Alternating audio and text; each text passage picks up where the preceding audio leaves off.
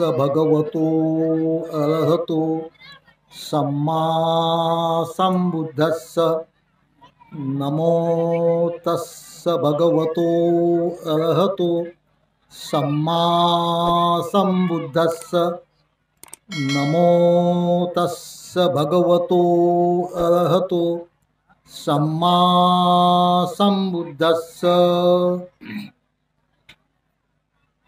त्या अनंत समासंबुद्धाला तिला पंचांग प्रणाम। तथागताने बहुजनाच्या हितासाठी, बहुजनाच्या सुखासाठी इहलोकीच मनुष्य सर्व दुःखातून मुक्त व्हावं म्हणून जो दुःखमुक्तीचा मार्ग दाखवला, ज्याला आपण धम्म म्हणून संबोधित करतो, त्या धम्माला सुद्धा तिरवा पंचांग प्रणाम। त्याच धम्म आणि विनयाचं आचरण करून जे दुःखमुक्त झालेत, अनंत झालेत, वर्तमान काळात होत आहेत आणि भविष्य काळामध्ये सुद्धा होतील, आणि तो दुःखमुक्तीचा मार्ग तथागताने दिलेल्या आदेशानुसार संपूर्ण विश्वातील मनुष्याच्या मनपटलापर्यंत पोहोचण्यासाठी सुगताने ज्यांची स्थापना केली असा पूजनीय भिक्षू संघ, त्यांना सुद्धा तिरवा पंचांग प्रणाम। बोधिसत्व डॉक्टर बाबासाहेब आंबेडकर साम्य प्रशिक्षण शिबिर आणि बुद्ध विहाराच्या भूमिपूजनाचा कार्यक्रम, या निमित्तानं उपस्थित असलेले सर्व धम्म उपासक, उपासिका तथा सांड बालकांनो, प्रत्येकाला कारण असते, कारणाशिवाय संसारामध्ये काहीच होत नाही, आणि म्हणून आपण जे काही करतो त्याचं कारण सुद्धा आपल्याला माहीत असणं अत्यंत आवश्यक आहे। प्रत्येक माणसाला सुखी व्हावं असं वाटते, असं कोणत्याही संसारामध्ये माणूस नाही की ज्याला सुख नको, पण ते सुख काय आहे याची मात्र प्रत्येकाला जाणीव होणं अत्यंत आवश्यक आहे। सुख काय, सुख सारा माणसाची धडपड सुखासाठीच आहे, पण ते सुख काय आहे हे माणसाला समजणं अत्यंत आवश्यक आहे। आणि तेच जर समजलं नाही तर कधी कधी माणसं दुःखाला सुख म्हणतात, जे दुःख आहे त्याला सुख म्हणतात, आणि ते प्राप्त करण्याचा प्रयत्न करतात, आणि प्रयत्नाती फलप्राप्ती होते। मग त्याला कशाची प्राप्ती होईल? दुःखाची। दुःखाला त्यांनी सुख म्हटलेलं आहे, आणि ते सुख प्राप्त करण्याचा तो प्रयत्न करतो, आणि प्रयत्न केल्यानंतर काही अंश का होईना त्याला ते प्राप्त होते। म्हणजे काय त्याला प्राप्त झाले? मग दुःख। आणि म्हणून आपल्याला समजलं पाहिजे सुख काय, आपल्याला सुखी व्हायचं आहे की नाही, मग सुख काय आहे आणि ते सुख प्राप्त करण्याचा मार्ग कोणता हे आपण पहिल्यांदा समजून घेणं अत्यंत आवश्यक आहे। एकदा भिक्षू संघामध्ये अशी चर्चा चालू होती सुखाबद्दल। सुख काय? कोणी म्हणत राज्य सुख हे सर्वोत्तम सुख आहे। राज्याचं पंतप्रधान बनणं, राष्ट्रपती बनणं, मंत्री बनणं, राजा बनणं, राज्य सुख। कोणी कोणी म्हणत काम भोगाचं हे सर्वश्रेष्ठ सुख आहे, खाओ पिओ मजा कर। अशी चर्चा चालत असताना भगवान बुद्ध तिथे आले आणि भिक्षूंना विचारलं, भिक्षूंनो कशा संबंधी आपण चर्चा करत होता? भिक्षू संघाने सांगितलं, भगवान सुखासंबंधी। तर अशा प्रकारचं सुख भिक्षू संघाच्या तोंडून ऐकलं तर बुद्धाने सांगितलं हे काही खरं सुख नाही. मग बुद्धाने कोणतं सुख सांगितलं? सुखो बुद्धान उपादो सुखा सद्धम्म देसना सुखा संगस्स सामग्गी समग्गानं तपो सुख. बुद्ध म्हणाले बुद्धाची उत्पत्ती होणं हे सर्वश्रेष्ठ सुख आहे. बुद्ध उत्पन्न होणं म्हणजे बुद्ध जन्माचे ना. सद्धम्माचा उपदेश ऐकणं, सुखा सद्धम्म देसना, सद्धम्माची देसना, सद्धम्माचा उपदेश श्रवण करणं हे सुख आहे. सुखा संघर्ष सामग्री, संघामध्ये संघटन असणं. आता इथं संघ म्हणून भगवंतांनी संबोधित केला, पण हा संघाचाच नाही उपयोग, हा माणसाला सुद्धा उपदेश केला, गृहस्थांना सुद्धा उपदेश केला. म्हणजे संघामध्ये संघटन असणं, समाजामध्ये संघटन असणं हा देखील सुखाचा मार्ग आहे. जेव्हा संघटन असूनच चालते का? समग्गानं तपो सुख, संघटित होऊन तप करणं. तप तप म्हटलं तर तुमच्या मनात अनेक शंका उत्पन्न होती. तप म्हणजे काय? का दाढ्या वाढवणं, का जटा वाढवणं, का केस वाढवणं, का जंगलात जाऊन उपाशी तपाशी झालं? हा तपाचा अर्थ होत नाही. साधा सोपा तपाचा अर्थ सत्कार्य करणं, सत्कृत्य करणं, संघटित होऊन सत्कार्य करणं हा सुखाचा मार्ग आहे. याला सुख म्हणतात. इकडे सुख आणि सुखाचे दोन प्रकार, लौकिक सुख, लोकोत्तर सुख. एक तर भौतिक सुख, कपडे लते, खाणं पिणं, औषध पाणी, गाड्या घोड्या महान, हे सुख. आणि याच्यापेक्षा मग लोकोत्तर सुख, देव योनीत उत्पन्न होणं, दिव्य योनीत उत्पन्न होणं. तर याच्याही पेक्षा सर्वश्रेष्ठ सुख कोणतं? बुद्धाचं ऐकतं. निब्बाणं परमं सुखं वदंती बुद्धा. तुम्ही मनुष्य योनीत असताना खूप सत्कार्य केलं, 10 पारमितेचंही पालन केलं, पण पंचस्कंधा संबंधीची आसक्ती नष्ट झाली नाही. मग तुमचे 5 उपादान स्कंध एका दिव्य योनीत उत्पन्न होतात, ज्याला देव योनी म्हणतात. हे देव नाही बरं, झाडाखाली बसवलेले, वड्याच्या खाली बसवलेले, हे देव नाही. तसं ते तावसी, निर्माणती आणि अशा प्रकारे की ज्या देवलोकातून बोधिसत्व सिद्धार्थ गौतम च्युत होऊन महामायाच्या गर्भात त्यांनी प्रवेश केला होता. जर त्या देवयोनीमध्ये सत्वाचा उत्पन्न झाले तर ते तो सुख नाही का? बुद्धानं पहिला आधी सत्य कोणतं सर? जाती इप दुःख, जन्मय दुःख आहे की नाही? त्यात खाणं पिणं, कपडे लते, औषध पाणी खूप मिळत, 1000 वर्षाचं आयुष्यही मिळत, दिव्य सुख, दिव्य रूप, दिव्य गंध, दिव्य स्पर्श, पण जन्मते ते दुःख आहे. म्हणून सर्वश्रेष्ठ सुख कोणतं आहे? निब्बाण.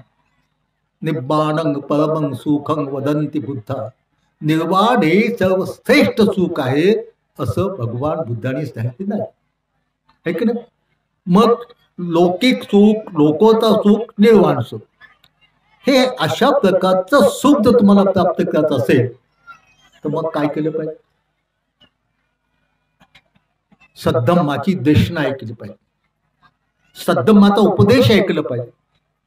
का सद्धम्माचा उपदेश हा सुखी बनण्यासाठीच भगवान बुद्धाने केलेला आहे. म्हणून सुख ज्यांना ज्यांना पाहिजे त्यांनी या बुद्ध वचनाला जाणून समजून घेऊन त्याप्रमाणे आचरण केलं तर इहलोकीच त्याला सुख मिळते. सर्वश्रेष्ठ सुख ज्याला आपण निर्वाण म्हणतो, निर्वाणाचा अर्थच आम्हाला समजलं नाही. जवळपास 65 वर्ष आपण दीक्षित झालो. निर्वाणाला काय म्हणतात? बाप मेला की आम्हाला पत्रक येते, माझ्या वडिलाचं या दिवशी निर्वाण झालं, त्याच्या बतक भक्त विधीला भंतीने या. है की नाही? मग निर्वाणाला मृत्यू समजायला आपण, है की नाही? म्हणून बुद्ध म्हणतात, अर्थ समजून न घेता शेकडो गाथा पाठ करण्यापेक्षा अर्थ समजून एक गाथा पाठ करून त्याप्रमाणे आचरण करणे सुखदायक आहे. म्हणजे किती अर्थाचा अनर्थ निर्वाण, है की नाही? याच्यासाठी आपण धम्म श्रवण केला पाहिजे, धम्म समजून घेतला पाहिजे. का धम्म समजून घेतल्यानंतर आपण त्याप्रमाणे आचरण करू आणि आचरण केल्यानंतर आपणास फलप्राप्ती होईल. आणि म्हणून मला सुखी बनायचं असेल तर एकाच बुद्ध वचनाला समजून घेऊन त्याचा अर्थ जाणून त्याप्रमाणे आचरण केलं तर माणूस सुखी होतो. आता अनेक वेळा असे प्रसंग येतात, उपासक उपासिकांना विचारलं, का तुम्ही विहारात का येत ना, तुम्ही दान का देत ना? त्यात उत्तर काय देतात, विहारात येण्याची खूप आमची इच्छा आहे, दानही द्यावं वाटते, पण आम्ही गरीब आहोत. गरीब बौद्ध लोक गरीब नसतात, त्याला बौद्ध म्हणतात. बौद्ध उपासक ते बिलकुल गरीब नसतोच, आर्थिक दृष्ट्याही नसतो, कोणत्याही दृष्टीत नसतो. पण ते बौद्ध उपासक असलं पाहिजे ना, ती बौद्ध उपासिका असली पाहिजे.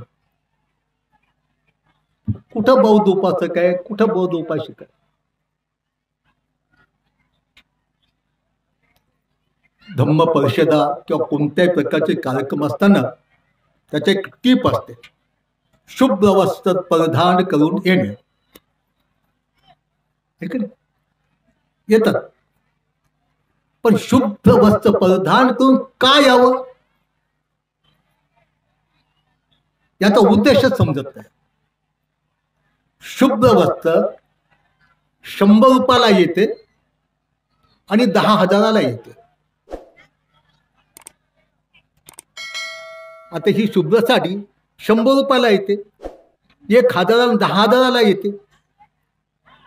मग त्या धम्म परिषदेला कोणती शुभ्र साडी परिधान करून आलं पाहिजे हे समजलं पाहिजे.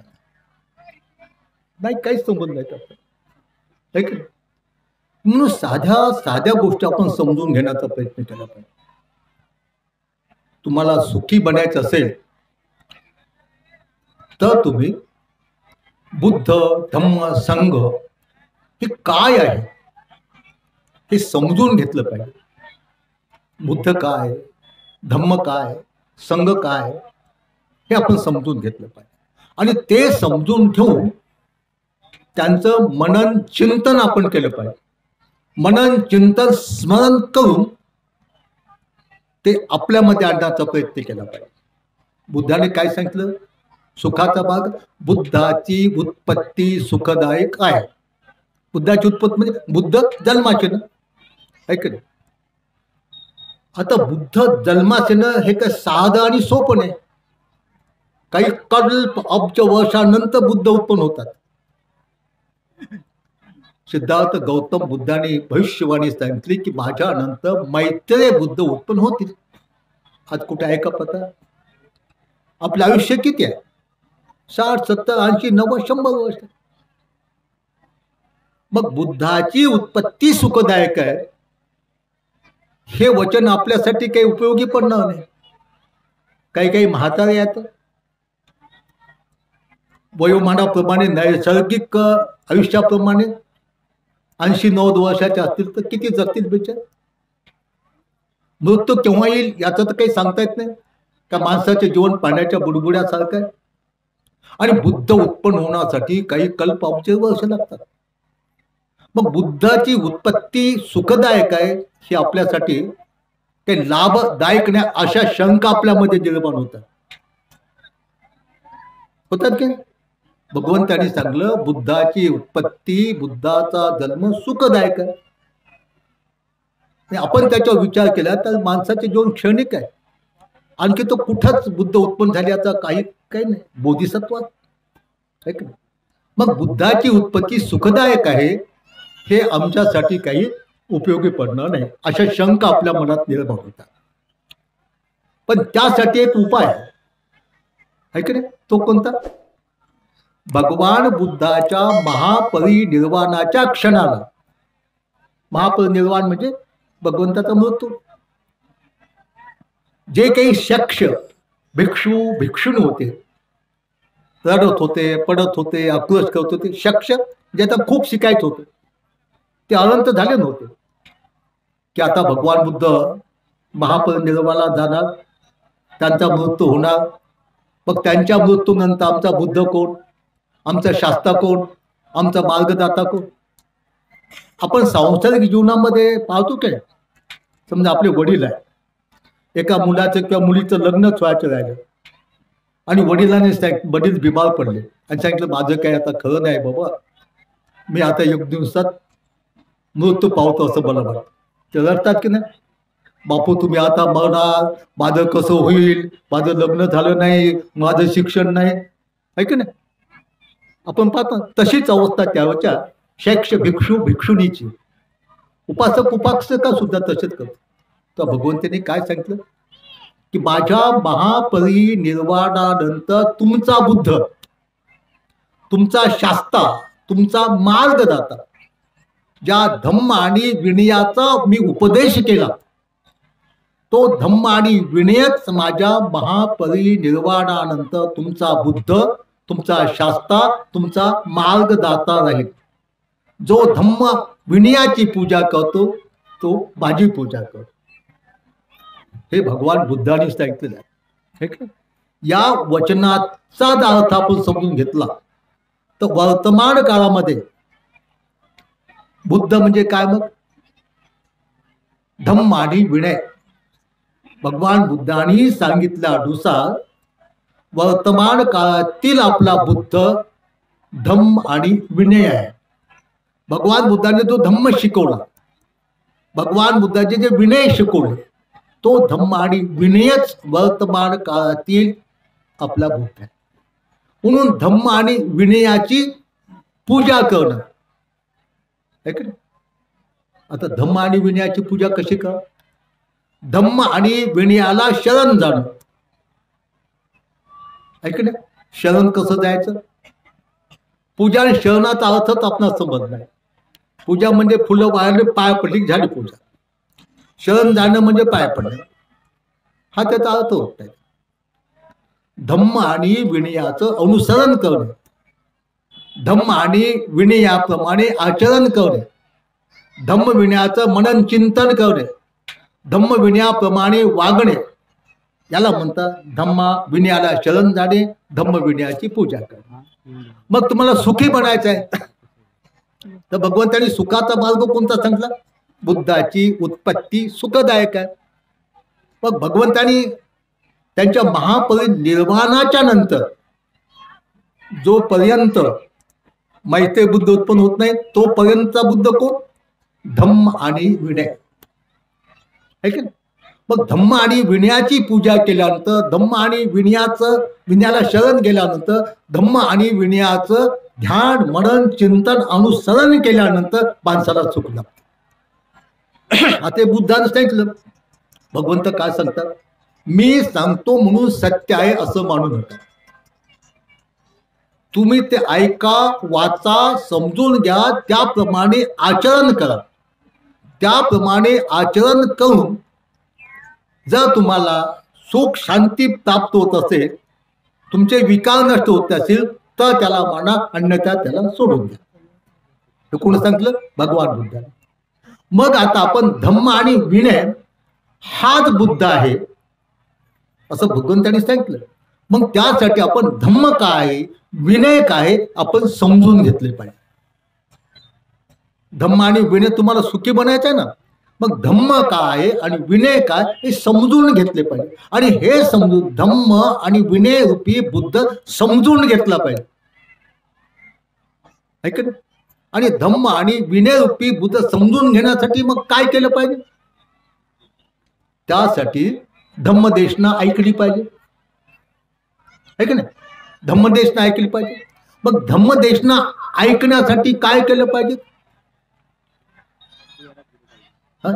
भिक्षू संघाच्या सहवासात राहिलं पाहिजे, आहे की नाही? आता बुद्ध, धम्म आणि संघ, आहे की नाही, हे 3 रत्न आहेत. आपल्याला काहीच संबंध नाही.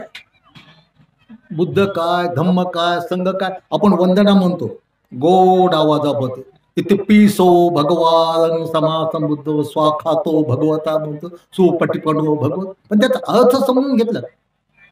बुद्ध धम्म हे संघ 3 रत्न आहेत. रत्न आपण त्रिरत्न वंदना म्हणतो की नाही? त्या पुस्तकात पहिलं हेडिंग आहे की नाही, त्रिरत्न वंदना. म्हणजे 3 रत्नाच्या गुणाचं स्मरण मनन चिंतन कर, त्रिरत्न वंदना. आता बुद्ध काय म्हण? बुद्ध रत्न आहे. आपण प्रत्येक दिवशी त्रिरत्न वंदना म्हणतो की नाही? आणि त्या त्रिरत्न वंदनेमध्ये एक गाथा आपण म्हणतो, कोणतो तो? यं किंची रतनं लोके विद्यते विविधं पृथु, रतनं बुद्ध रतनं धम्म रतनं संघ समं नत्ति तस्मा सोती भवन्तु. याचा अर्थ काय होते? या संसारात असंख्य असे रत्न आहेत, कोहिनूर हिऱ्यासारखे. पण बुद्ध धम्म संघ या 3 रत्नाच्या तोला मोलाचं एकही रत्न नाही. या सत्यवचनाने माझं मांगलिक हो, असं आपण म्हणतो. मग बुद्ध धम्म हे 3 रत्न आहेत. असे 3 रत्न आहेत, या 3 रत्नाच्या तोला मुलाचं एकही रत्न नाही. हे लोकही नाही ना, परलोकही नाही ना, कुठंच नाही, आहे का? मग तुम्हाला रत्न आवडतात की नाही, आहे का? साध्या नाकातले ते बेसरात आवडतात, त्याची काही किंमत नाही, काही नाही, कवडी मोलाची. मग सर्वश्रेष्ठ बुद्ध धम्म संघ हे सर्वश्रेष्ठ रत्न आहेत. रत्न हे कशाला करतात? शोभून दिसण्यासाठी आपण रत्न परिधान करतो. रत्नाचा अलंकार, आभूषण, आहे की नाही, ते कशाला आपण परिधान करतो? शोभून दिसण्यासाठी. आणि बुद्ध काय म्हणतात? बुद्ध धम्म आणि संघ हे सर्वश्रेष्ठ रत्न आहेत. या रत्नाच्या तोला मोलाचं एकही यलोकी किंवा परलोकी रत्न नाही, ऐक नाही. मग तुम्हाला शोभून दिसण्यासाठी रत्न कशासाठी असतात? शोभून दिसण्यासाठी, सुखी बनण्यासाठी, ऐक ना. हे चांदी सोना सुखी बनण्यासाठी असतं ना. प्रसंगी बोडायचं, लग्नाच्या पोरच्या लग्नाला किंवा एखादा नोकरीला किंवा एखादा महाल बांधायला किंवा गाडी गोडी घ्यायला, ऐक ना. मग बुद्ध धम्म संघ हे 3 सर्वश्रेष्ठ रत्न आहेत. मग तुम्हाला शोभून दिसायचं आहे, सुखी बनायचं आहे. मग या 3 रत्नाला समजून घेऊन ते 3 रत्न आपण का परिधान करू नये? सर्वश्रेष्ठ रत्न आहेत ते. भगवंतांनी सांगितल्यानुसार त्याच्यासारखं एकही संसारात रत्न नाही. ये लोकी नाही ना परलोकीही नाही. मग आपल्याला तर वाटतं मी शोभून दिसलो पाहिजेत, मी शोभून दिसली पाहिजेत, मी सुखी झालो पाहिजेत. मग हे 3 रत्न जे आहे, या 3 रत्नाला समजून घेऊन आपण त्याला का परिधान करू नये? त्या 3 रत्नाच्या प्राप्तीसाठी आपण का प्रयत्न करू नये? मग कोणी म्हणेल आम्ही गरीब आहोत, म्हणतात लोक, गरिबीमुळं भेटत नाही. आता हे 3 रत्न बुद्ध धम्म संघ हे सर्वश्रेष्ठ 3 रत्न आहेत. हे 3 रत्न प्राप्त करण्यासाठी, त्याची अनुभूती करून घेण्यासाठी, हे परिधान करण्यासाठी पैशाची गरज नाही. पुन्हा तुम्ही म्हणता बिना पैशाची बुद्ध मूर्ती येते का? साधी 2-3 फूट घ्यायची असली तर 25-30 हजार लोक घ्यायले.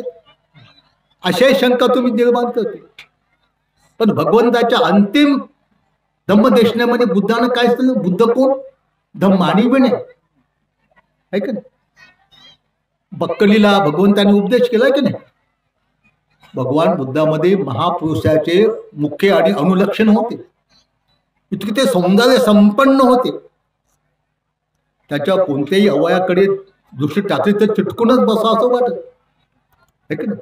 म्हणून तो बक्कली भिक्षू झाला होता की नेहमी भगवंताला पाहता यावं, त्यांच्यासोबत राहता यावं. हे भौतिक भगवंताचं रूप महापुरुषाच्या मुख्य आणि अनुलक्षणाने युक्त असलेलं तो धम्मविनयाचं काही पालक करत होता, भगवान बुद्धालाच पाहत होता आहे की नाही? तेव्हा भगवंताने त्यांचं बक्कली या रक्त मासानं भरलेल्या शरीराला तू का पाहतो? जो धम्माला पाहतो तो बुद्धाला पाहतो आहे की नाही? म्हणून तुम्हाला शोभून दिसायचं असेल, सुखी बनायचं असेल तर बुद्ध, धम्म आणि संघ ही 3 रत्न आहेत. हे 3 रत्न परिधान करा. सुखी बनायचं असेल आणि शोभून दिसायचं असेल, जिथे जाल तिथे तुम्हाला सन्मानित व्हायचं असेल, जिवंतपणी सुखाने जीवन जगायचं असेल, मरताना सुखानं मरायचं असेल आणि मेल्यानंतर सुगतीला प्राप्त व्हायचं असेल तर बुद्ध, धम्म, संघ हे 3 रत्न समजून घ्या आणि 3 रत्न तुम्ही परिधान करा. ऐका, आता तुम्ही म्हणा हे 3 रत्न आहेत आणि हे भंती सांगतात परिधान करा. परिधान करणं म्हणजे ज्याला आपण साध्या सोप्या भाषेमध्ये आपण म्हणतो की समजा हे गळा शोभून दिसायचं आहे, मग याच्यामध्ये एक दाणी घाला, लॉकेट घाला, त्याला परिधान करणं म्हणतात. हे शरीर शोभून द्यायचं आहे म्हणून उच्च उच्च चांगले किमतीचे कपडे घाला, आहे का नाही? हा तुमच्या साधा सुद्धा तुमच्या भाषेत. म्हणून तुम्हाला भौतिक दृष्ट्या, लौकिक आणि लोकोत्तर दृष्ट्या तुम्हाला शोभून दिसायचं असेल आणि सुखी बनायचं असेल, बुद्ध, धम्म, संघ हे 3 रत्न आहेत. हे 3 रत्न परिधान करा, मग शोभून दिसतात. साध्या गोष्टी आहेत ना. हे डोळे आहेत का? डोळे आपले डोळे शोभून दिसतावे म्हणून काय करतात? म्हातारे माणसे सुरमा घालायला येतात, आहे की नाही? तरुण वयात, मध्यम वयात, अंतिम वयात, तरुण वयात केस पांढरे होतात, त्याला भौतिक काय नसते, काय जीवनसत्व कमी पडलेले असतात. मध्यम वयात तसं, शेवटच्या वयात म्हातारपणाचे लक्षण असतात. पण कुणाला असं वाटत नाही की मी म्हातारा म्हणून लोकांना दिसलो पाहिजे, म्हणजे सत्याला दाबून टाकण्याचा प्रयत्न लोकांचा चालू आहे. वय झाल्यानंतर केस पांढरे होणे हे सत्य प्रकट होण्याचा प्रकार आहे. म्हातारपण हे सत्य आहे की नाही? पण सत्य नको आजकालच्या लोकांना, म्हणून त्याला काळी पॉलिश लावायलेत की नाही? पण सत्य कुठे लपून जात असते का? नैसर्गिक सत्य हेच बौद्ध धर्माचं तत्वज्ञान आहे. मग ते पांढऱ्या केसाला काळे करण्यासाठी काळी पॉलिश लावतात, पण त्याच्यातून तिसराच निर्माण होते, ते पिवळे दिसतात. एक काळे, एक पांढरे, एक पिवळे. चला, गोंधळ गोंधळ गोंधळ, आहे की नाही? म्हणून तुम्हाला शोभून दिसायचं असेल तर सर्वश्रेष्ठ असे रत्न तुम्ही का परिधान करत ना? शोभून दिसायचं ना तुम्हाला. डोळे शोभून दिसतात, मग डोळ्यात सुरमा घालायलेत. भौतिक दृष्ट्या हिशोब चुकला तर मग ते डोळे वेगळे दिसतात. जास्त प्रमाण झालं तर भगवंतांनी मध्यम मार्ग शिकवला ना. लय कमी सुरमा घातल्या तर चांगले दिसत नाही, आणि जास्त घातल्या तर मग माकडासारखे दिसतात.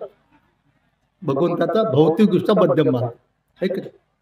मग तुम्हाला तुमचे डोळे शोभून दिसायचे आहेत. आता एक मुलगी आली होती, अभिवाद केलं की लाल बुंद होत. मला बाई, हे सर्वत्व जेव्हा लाल होईल तेव्हा मला खूपच आनंद होईल. जे सांगायचा उद्देश, हे चिवर किंवा घेतल्यानंतर समाधान ओढलं, प्रमाण फिसकलं, जास्त लागेल, त्याला पैसे लागतात.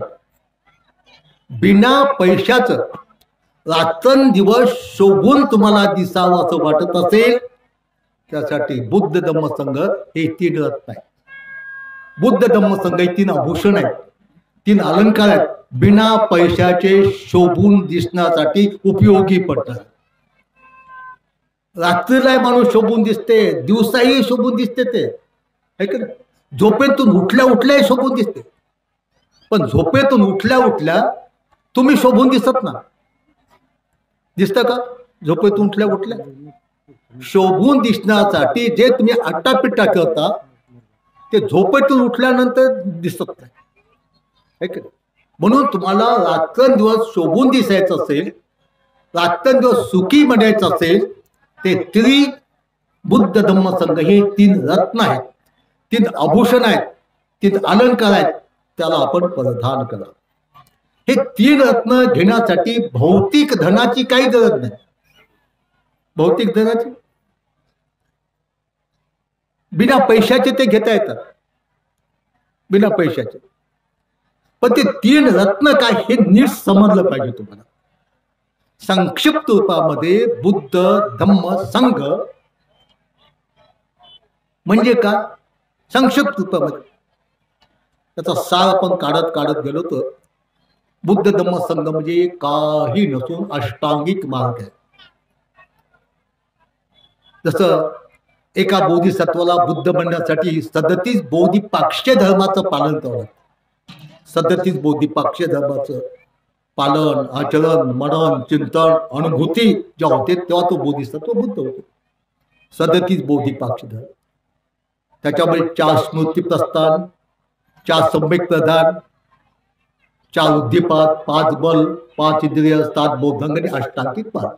या सर्वाचा सार कोणते? अष्टांगिक मार्ग. पहिले ते 4 स्मृती प्रस्थान, मग 4 प्रधान, 4 उद्दीपात, 5 बल, 5 इंद्रिय, 7 बोधांग, हे सर्व पालन केल्यानंतर मग शेवटी अष्टांगिक मार्ग होते. अष्टांगिक मार्गाला दुःखमुक्तीचा मार्ग होतो आणि अष्टांगिक मार्गाला बुद्ध धम्म संघ म्हणतात. मग अष्टांगिक मार्ग काय? त्याचा संक्षिप्त रूप काय की अष्टांगिक मार्गाचं? जसं सम्यक दृष्टी आणि सम्यक संकल्प. अष्टांगिक मार्गाचे 2 अंग प्रज्ञेमध्ये मोडतात. प्रज्ञा. आता प्रज्ञा आपल्याला समज नाही. प्रज्ञेला आपण कोणी ज्ञानच म्हणते, कोणी विद्याच म्हणते, भौतिक लोक. एक प्राध्यापक होते, पालीचे प्राध्यापक. बोलता बोलता ते म्हणाले, भंतीजी तुमचे भिक्षू संघ विपश्यना विपश्यना म्हणतात. बाबासाहेबांनी कुठे विपश्यना सांगितली? मी त्यांना म्हटलं, तुम्ही बाबासाहेबाला काय म्हणता? कोणती उपमा देता? आम्ही कधी कधी बाबासाहेबाला प्रज्ञा सूर्य म्हणतो म्हटलं. चुकीचं आहे म्हटलं. तुम्ही नाही नाही म्हणे, प्रज्ञा सूर्य म्हणून आम्ही त्यांना संबोधित करतो. मी म्हटलं बाबासाहेबांनी प्रज्ञेला मान्यता दिली की नाही? बाबासाहेबांनी प्रज्ञा मांडली की नाही? मग त्यांनी त्या कॉलेजचे एक पुस्तक मला दाखवलं, त्याच्यावर प्रज्ञा करुणा आहे की मिलिंद कॉलेजचे. बाबासाहेब प्रज्ञा मानत होते मला. मग तुम्ही आताच म्हणले की बाबासाहेब विपश्यना मानत नाहीत. अरे प्रज्ञा म्हणजेच विपश्यना म्हटलं. मग म्हणे असं आहे का? ऐकलं, जर तुम्हाला सुखी बनायचं असेल आणि रात्रंदिवस शोभून दिसायचं असेल, जिथे जाल तिथे सन्मानित व्हायचं असेल, तर बुद्ध धम्म संघ हे 3 रत्न आहेत. त्या 3 रत्नाला परिधान करा. आणि बुद्ध धम्म म्हणजे सांग काय? बुद्ध धम्म म्हणजे काही दुसरं नसून शील समाधी प्रज्ञा. लक्षात, शील समाधी प्रज्ञा म्हणजे बुद्ध, शील समाधी प्रज्ञा म्हणजे धम्म, शील समाधी प्रज्ञा म्हणजे संघ. शील समाधी प्रज्ञा याला बुद्ध धम्म संघ संक्षिप्त रूपामध्ये म्हणतात. मग आता शील म्हणजे बुद्ध आहे की नाही? मग आता शील म्हणजे बुद्ध आहे, तर मग शील म्हणजे काय तुम्ही समजून घेतलं पाहिजे. शील काहाला म्हणतात आहे की नाही? तुम्हाला पंचशील माहित आहे, अष्टशील माहित आहे. काही दिवसासाठी आता प्रबंधित होत आहेत, पुरुष होत आहेत, स्त्रिया सुद्धा होत आहेत, त्यांना दसशील माहित आहे. याच्यापेक्षा आणखी काही शील तुम्हाला माहित आहे. पंचशील, अष्टशील, दसशील दैनंदिन जीवनामध्ये पालन करण्याचे हे शील आहेत. पण त्याच्यापेक्षाही वेगळे 4 शीलाचे प्रकार बुद्धाने सांगितले. याच्यापेक्षाही अलग 4 शील. का शील म्हणजे बुद्ध, आणि बुद्ध एक रत्न आहे. तुम्हाला शोभून दिसायचं आहे, तुम्हाला सुखी बनायचं आहे, मग हे शील रूपी रत्न तुम्ही समजून घेतलं पाहिजे. शील रूपी रत्न तुम्ही परिधान केलं पाहिजे. मग शील कोणतं? आता तुम्ही म्हणा शील रूपी रत्न परिधान कसं करायचं? ते का कपडा होय, का ते का दागिना होय का?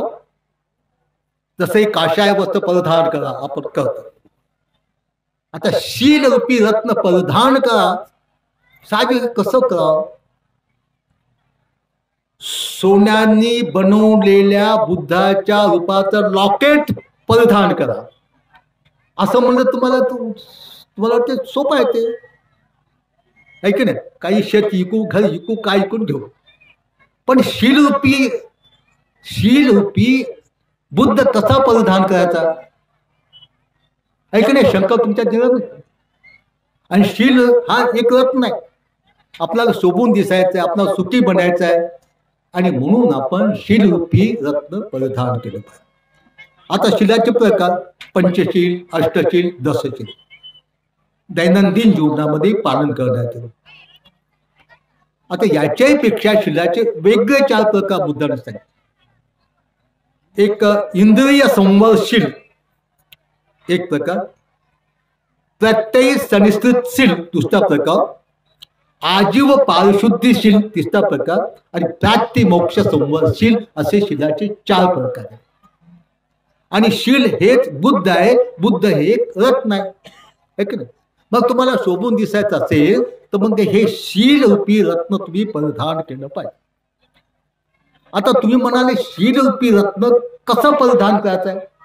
कसं परिधान करावं ते तुम्ही करता तसं नाही. बरं, कोणाच्या घरामध्ये कोणाकोणाला त्याचे मंगळसूत्र टाकून दिलं, त्याच्यात कोणी अशोक चक्र करे, कोणी बुद्धाची एवढीच मूर्ती बांधून त्याच्यात करे, आहे की नाही? त्यालाही पैसे लागतात, आहे की नाही? हरपले की दुःख होते, आहे की नाही? ज्याला जे प्रिय आहे ते प्राप्त करण्याचा प्रयत्न करते. मग शील रूपी रत्न परिधान केल्यानंतर किंवा शील रूपी रत्न आपल्यातून दुसऱ्याला दिल्यानंतर जर आपल्याला दुःख होत असेल का, त्याला शील रत्न म्हणतात. मग तुम्ही शील म्हणजे काय समजून घ्या. तुम्हाला सुखी बनायचं असेल तर, तुम्हाला शोभून दिसायचं असेल तर, शोभून दिसायचं असेल तर या भानगडीत काही पडायचे काही काम नाही. कानात घाला, नाकात घाला, हातात घाला, गळ्यात बांधा, पायात घाला, कमराला बांधा, आणि त्याला आणायचं कुठून? आपण तर गरीब. पण असं काही आभूषण आहे जे खरेदी करायला पैसे लागत नाही, जे कोणी चोरून नेत नाही. चोरून नेलं तर आपल्या जवळचं कमी होत नाही ना त्याच्या जवळचंही कमी होत नाही. अशापेक्षा सर्वश्रेष्ठ रत्न कोणतं आहे? शील रूपी बुद्ध रत्न. शील रूपी बुद्ध रत्न. मग आता शील रूपी बुद्ध रत्न कसं परिधान करायचं? आपल्याला वाटतं मी डोळे शोभून दिसले पाहिजेत, ओठे शोभून दिसले पाहिजेत, नाकही शोभून दिसले पाहिजेत, केसही शोभून दिसले पाहिजेत, हातही शोभून दिसले पाहिजेत, हाताचे बोटही शोभून दिसले पाहिजेत, हे बोट शोभून दिसले पाहिजेत, कंबरही शोभून दिसली पाहिजे, ऐक ना भानगड. आता इतकं शोभून दिसण्यासाठी कुठून पैसे आणायचे? सोनं घ्या, चांदी घ्या. त्यासाठी एक का बिना पैशाचं शिररत्न परिधान करा. बिना पैशाचं ते कोणतं? पंचशीलता आहे. दैनंदिन जीवनामध्ये पंचशिलेचं पालन करा. उपोषताच्या दिवशी अष्टशिलेचं पालन करा, है की नाही? आणि प्रत्येक क्षणाक्षणाला इंद्रिय संवर्शील रूपी बुद्ध रत्न आपल्या इंद्रियावर परिधान करा. कोणतं रत्न? इंद्रिय संवरशील रूपी रत्न. लक्षात तुमचे डोळे शोभून दिसायचे आहेत. सगळ्याचे धडपड शोभून दिसण्यासाठी आहे की नाही. शोभून दिसाव, सुखी हो, मान सन्मान मिळाव. मग तुमचे डोळे शोभून दिसायचे असतील तर डोळ्यामध्ये इंद्रिय संवरशील रूपी रत्न घाला. काजळ घालू नका, सुरमाई घालू नका. कोणते घाला? इंद्रिय संवरशील रूपी रत्न. का शिलाला बुद्ध रत्न म्हणतात. शिलाला मग शिलाचा एक प्रकार आहे, त्याला इंद्रिय संवरशील म्हणतात. इंद्रिय संवर म्हणजे आपले जे इंद्रिय आहेत, आपले जे आयतन आहे त्याच्यावर संयम ठेवणे, त्याच्यावर संयम ठेवणे, त्याचं दमन करणे, त्यांना जिंकणे, त्याच्यावर झाकण ठेवणे. डोळ्यावर झाकण ठेवणे म्हणजे काचो डोळा लावणं ना बरं. ऐक ना, कुठं ते एक 3 माकडं मी पाहिले होतं, कुठं ते आहे मला आठवत नाही. त्या माकडांना डोळा हात ठेवले, एकाला तोंडा हात ठेवलं, एकावर कांदा हात ठेवलं. ऐक ना, कुठं ते पाहिलं होतं. हा, कुठं ते पाहिलं.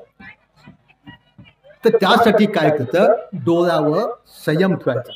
इंद्रिय संवरशील म्हणजे काय, आपले जे इंद्रिय आहेत, डोळे आहेत, नाक आहे, कान आहे, जीभ आहे, शरीर आहे आणि मन आहे, हे आपले जे षड आयतन 6 इंद्रिय आहेत, या 6 इंद्रियावर संयम ठेवणे, या 6 इंद्रियाचं दमन करणे, या 6 इंद्रियावर ताबा ठेवणे, या 6 इंद्रियाला जिंकणे, याला म्हणतात इंद्रिय संवरशीलाचं पालन करणे.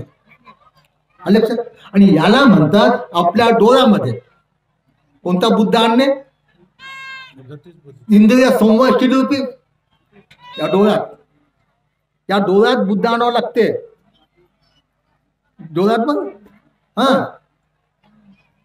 या शरीरामध्ये बुद्ध आणावं लागते, या कानात, नाकात, जिभेत.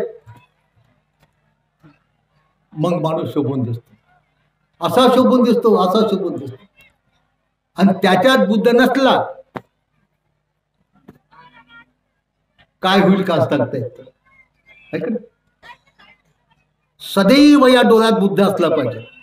इंद्रिय संवरशील रूपी बुद्ध सदैव असलं पाहिजे. नाकातही असलं पाहिजे, जिभेत असलं पाहिजे, कानात, शरीरात आणि मनात. कोणता? इंद्रिय संवरशील रूपी बुद्ध. इंद्रिय संवरशील रूपी बुद्ध. कशील म्हणजे बुद्ध. आणि शिलाचा प्रकार बुद्ध सांगितला इंद्रिय संवरशील. आपल्या इंद्रियावर संयम ठेवणे, आपल्या इंद्रियाला जिंकणे, आपल्या इंद्रियाचं दमन करणे, आपल्या इंद्रियावर ताबा ठेवणे. आहे का? म्हणून बुद्ध म्हणतात ना, चक्षुण सबरो साधू साधू. म्हणजे आपल्या डोळ्यावर संयम ठेवणं चांगलं आहे, हिताचं आहे. मग आता डोळ्यात तुम्हाला बुद्ध घालायचा आहे. बुद्ध रत्न डोळ्यात, डोळे शोभून दिसण्यासाठी. ते कसं घालायचं, तर डोळ्यावर संयम ठेवायचा. संयम, ताबा, डोळा जिंकायचं. आता तुम्ही म्हणा डोळ्यावर ताबा कसा ठेवा, डोळ्यावर ताबा कसा ठेवायचा. ऐक, तर डोळ्यावर ताबा. आता डोळे, हे डोळे, या डोळ्याचा विषय कोणता, या डोळ्याचा विषय कोणता. डोळ्याने ऐकता येते का, डोळ्याने चव समजते का. डोळ्याचा विषय रूप. डोळ्याचा बाह्य विषय कोणता, रूप. रूप म्हणजे 4 धातून जे बनते त्याला रूप म्हणतात. 4 धातून जे बनते त्याला रूप म्हणतात. आपलं हे शरीर आहे, हे केवळ काया आहे, हे 4 धातून बनले आहे. त्याला कोणी कोणी महाभूते म्हणतात, 4 महाभूत. या 4 धातून जे बनते त्याला शरीर म्हणतात आणि या शरीराला रूप म्हणतात. पृथ्वी, पाणी, हवा आणि अग्नी, या 4 धातून जे बनते त्याला रूप म्हणतात. आपल्या शरीरामध्ये हे 4 धातू आहेत. पृथ्वी आहे, पाणी आहे, हवा आहे, अग्नी आहे. आता पृथ्वी म्हणजे काय, पृथ्वी म्हणजे ठोस पदार्थ. आता स्टँड आहे, हा ठोस पदार्थ आहे. ही बाह्य पृथ्वी आहे. ही कोणती पृथ्वी, बाह्य. आपल्यातली आध्यात्मिक पृथ्वी कोणत्या, आपल्या म्हणजे जे ठोस पदार्थ आहे. हाडकं आहेत, दात आहेत, नख आहेत, केस आहेत, मांस आहेत. ऐक ना, अशा या शरीरामध्ये जे ठोस पदार्थ आहे त्याला आध्यात्मिक पृथ्वी म्हणतात. आपल्यामध्ये द्रव्य पदार्थ आहे, पटला पदार्थ, आसू आहे, घाम आहे, घूम आहे, रक्त आहे, पू आहे, चरबी आहे, लाळ आहे, मूत्र आहे. हे द्रव्य पदार्थ याला आप धातू म्हणतात. हे जे आता हे धोत हालायला आहे, हे बाह्य वात आहे, बाह्य हवा. आपल्यामध्ये आध्यात्मिक वात आहे, आपण श्वास घेतो आणि सोडतो तो. आता आपल्यामध्ये अग्नी आहे, बाहेरचा अग्नी म्हणजे सूर्याचा दिसतो, इंधन पेटवलेला असतो. तर आपल्यामध्ये आपण जे खातो पितो ते हजम होते, त्याला जठराग्नी म्हणतात. म्हणजे आपल्यामध्ये जे उष्णता आहे, गरम आहे, ते एक धातू. असं जे रूप पृथ्वी, पाणी, हवा, अग्नी हे 4 मिळून बनते, त्याला रूप म्हणतात. लक्षात. आणि त्याला हे रूप म्हणजे हे आपलं शरीर. आपण डोळ्यात बुद्ध कसा ठेवायचा? बुद्ध रूपी रत्न ज्याला आपण शील म्हणतो, ते डोळ्यात कसं ठेवायचं या डोळ्यामध्ये, ते तुम्हाला सांगतो. आता डोळ्याचा विषय रूप आहे, आणि रूप म्हणजे 4 धातूंना जे बनते त्याला रूप म्हणतात, म्हणजे आपलं शरीर आहे का नाही. आता हे रूप, आपलं शरीर, आपली काया, या कायेचं सत्य रूप जर आपल्याला समजलं नाही, सत्य हे सत्यरूप काय आहे का नाही. आता ही ती मुलगी आहे, हे लाल असलं ना, ती मुलगी आहे का नाही. तिच्यात हे 4 धातूच आहेत, पृथ्वी, आप, पाणी, पाणी. याच्यापेक्षा दुसरं काहीच नाही या शरीरामध्ये, याच्यापेक्षा दुसरं काय का नाही. आता तिनं त्या रूपाला, म्हणजे या शरीरात काय, रक्त, मांस, पू, पेशा, पीत, कफ, लोह, मल, मूत्र, चरबी याच्यानंच भरलेलं आहे. याच्यापेक्षा ह्याच्यात दुसरं काही नाही, ऐक नाही. दुसरं काय आहे का? काहीच नाही. मग याला समजून घेतलं नाही, याला आपण जाणलं नाही. या डोक्याच्या केसापासून तर पायाच्या तळव्यापर्यंत ही काया कशानं बनलेली आहे, त्याच्यामध्ये काय, म्हणजे आपल्याला माहित आहे. आपण शंभूट शिकवतो की नाही, का दुसरं कोण शिकवतो का? आपल्यात आहे की नाही. बेड काढल्यानं थुकतो की नाही, थुकतो की नाही. कानात कानमो झाल्यानं काढतो की नाही. डोळ्या आल्यावर डोळ्यातला घूम, आसरू आहे की नाही. समजा आपण चालता आपण पडलो, पाय मोडला, कापला, रक्तप्रवाह बंद झाला. रक्तप्रवाह बंद झाल्यानंतर त्याचं रूपांतर पुवामध्ये होते. ताबडतोब इलाज केला तर ठीक नाही, नाही तर मग ते पुवात किडे उत्पन्न होत आहे, किडे आहे की नाही. आता अशा प्रकारची ही जी काया आहे, याच्यात काय, रक्त, मांस, पू, पेशा, पीत, कफ, लोह, मल, मूत्र, चरबी याच्यापेक्षा याच्यात काहीच नाही. हे बोलून काही सजवलं फिरवलं त्याल्पच आहे. पण अशा या घाणेरड्या कायेला सजवल्यानंतर, आता हे केस काही शुभ आहेत का? केस 2-4 दिवस तुम्ही विंचरू नका, त्याचे नीट मांडणी करू नका, त्याला साफ करू नका, पा कसं होते. म्हणूनच भिक्षुनी डोक्याचं मुंडन केलं पाहिजे. याच्या 16 दोष आहेत त्या केसामध्ये, 16 दोष आहेत त्याच्यामध्ये. नेहमी याला धुवावं लागते, नेहमी विचारावं लागते, नेहमी सोडायला लावावं लागते, त्याची नीट मांडणी करावं लागते, त्याच्यातले ओवा मारावं लागतात. आणि जास्त त्याचा विशिष्टपणे कट केला, कट माहित होतं, विशिष्ट पद्धतीने कट केला की ते कट पाहणाऱ्याला पेटवते, आणि कट ज्याने केलं त्यालाही पेटवते. तुम्हाला कधी पेटता का तुम्ही कटाने? त्या डोसक्याच्या कटाने, केसाच्या घासी इकडे बांधायचं, घासी इकडं सोडायचं, त्याला कट म्हणतात. अमुक कट तमुक कट. या कटाला जर समजून घेणं नाही तर मग मूर्खाला ते पेटवते. पाहिल्यानंतर पेटवते, पाहणाऱ्याला पेटवते, आणि कट बनवणाऱ्याला पेटवते. तुम्ही तर म्हणाल कधीच आम्हाला पेटवलं नाही. हे नवीन पोहरी म्हणते आम्ही तर आता कट केलंय, काहीच पेटवलं नाही. पेटवते, पण ती अग्नी तुम्हाला समजला नाही. त्या अग्नीला कामाग्नी म्हणतात, काम वासनेचा अग्नी म्हणतात, विषय वासनेचा अग्नी म्हणतात. आणि हे एकदा अग्नी उत्पन्न झाला की जलमान तर पाठला करते तुमचा. मेल्यानंतर पुन्हा ते कट, पेल्यानंतर पुन्हा ते कट, ऐक ना. हे कोणाला फसवते? मूर्खाला फसवते. आणि म्हणून या डोळ्यात कोणत्याही रूपाबद्दल आसक्ती उत्पन्न होऊ देऊ नये. त्याला म्हणतात डोळ्यावर संयम ठेवणे. किती सुंदर. बुद्ध काय म्हणतात, भिक्षणू जगात 2 रूप आहेत, एक स्त्रीचं रूप आणि एक पुरुषाचं रूप. या 2 रूपाचं अंतरंग जर समजून घेतलं नाही तर एकमेकाकडे खेचल्या जातात, एकमेकाला दाबून टाकतात. आणि दोन्हीमध्ये काय आहेत, रक्त, मास, तूप, पेशा, कप, पीठ, कपूर, लंबूड, बाकी काय. पण याला समजून जर घेतलं नाही तर ते एकमेकाकडे खेचल्या जातात, एकमेकाला दाबून टाकतात, जन्मान जन्मांत. आणि म्हणून त्यासाठी काय करा, हे डोळे शांत राहिले पाहिजे. या डोळ्यामध्ये कितीही सौंदर्य संपन्न रूप समोर आलं, सजवलेलं, सुलगावलेलं, मढवलेलं, या डोळ्यामध्ये त्या रूपाबद्दल कोणत्याही प्रकारची आसक्ती उत्पन्न होऊ देऊ नये. यालाच म्हणतात डोळ्यांनी इंद्रिय संवादशीलाचं पालन करणे. डोळ्यावर संयम ठेवणे, डोळ्यावर ताबा ठेवणे, डोळ्याला जिंकणे.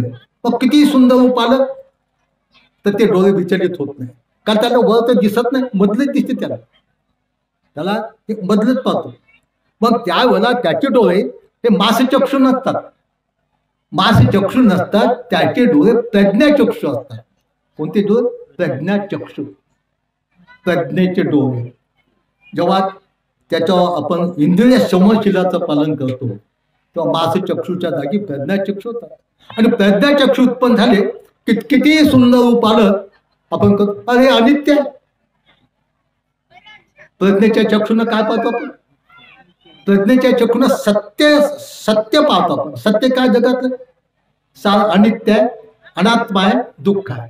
मग त्या प्रज्ञेच्या चक्षुनं किती तुमचं सुंदर रूप असलं तर त्याच्यात फसत नाही. अरे अनित्य आहे म्हणतो, याच्यात म्हातारपण फसणार, याच्यात म्हातारपण आहे, याच्यात रोग आहे, याच्यात हे आहे. म्हणजे प्रज्ञाचक्षु उत्पन्न झाले की मग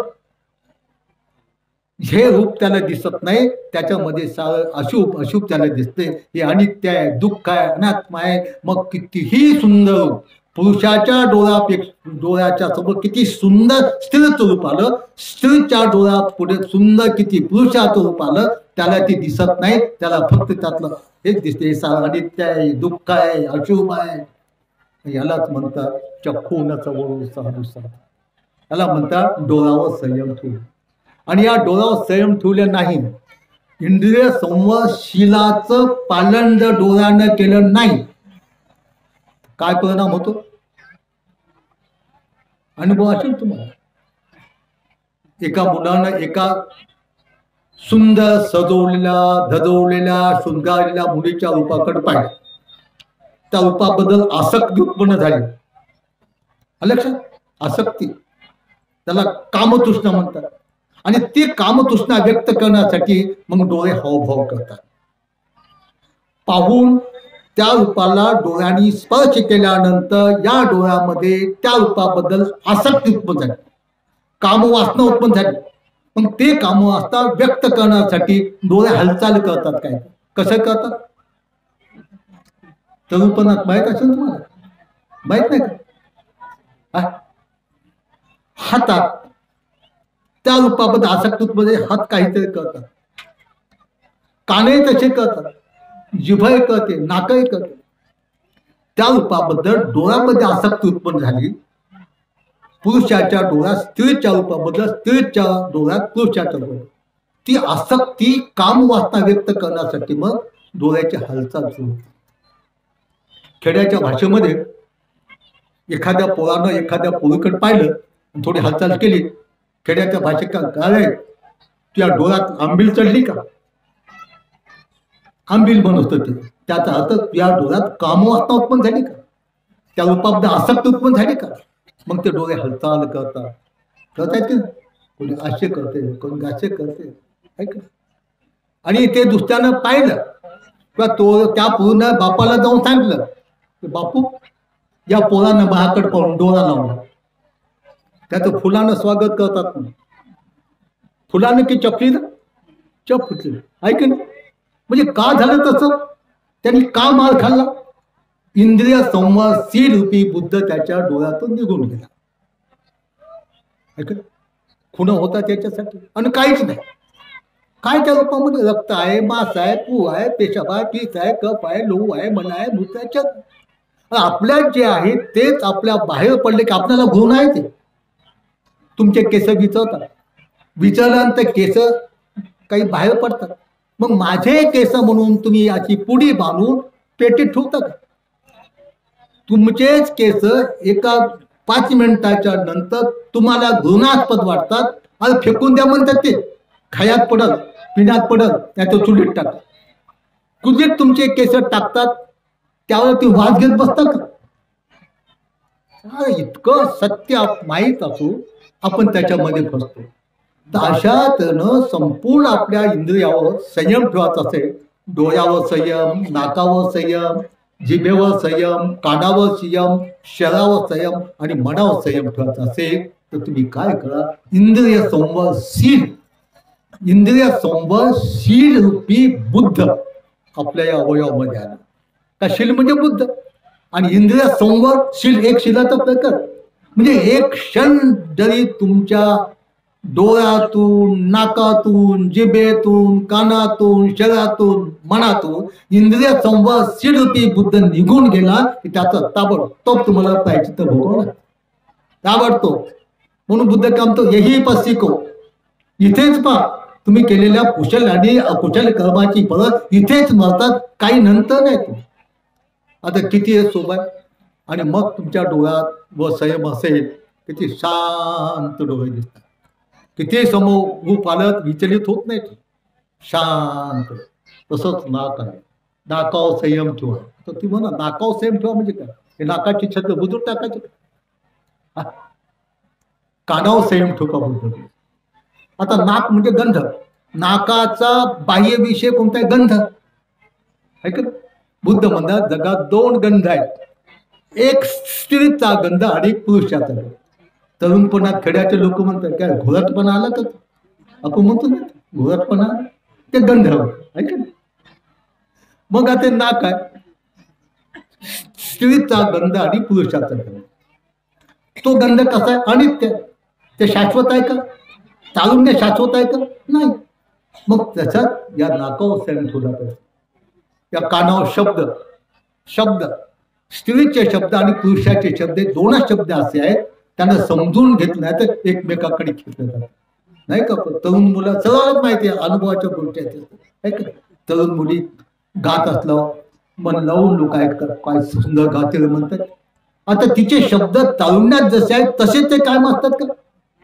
टेप करा बरं, 20 वर्षाच्या मुलीचं भाषण टेप करा आणि तसंच म्हातारपणापर्यंत राहू द्या. मग म्हातारपणात तिलाच बोलायला लावा. ते शब्द तसेच असतात का?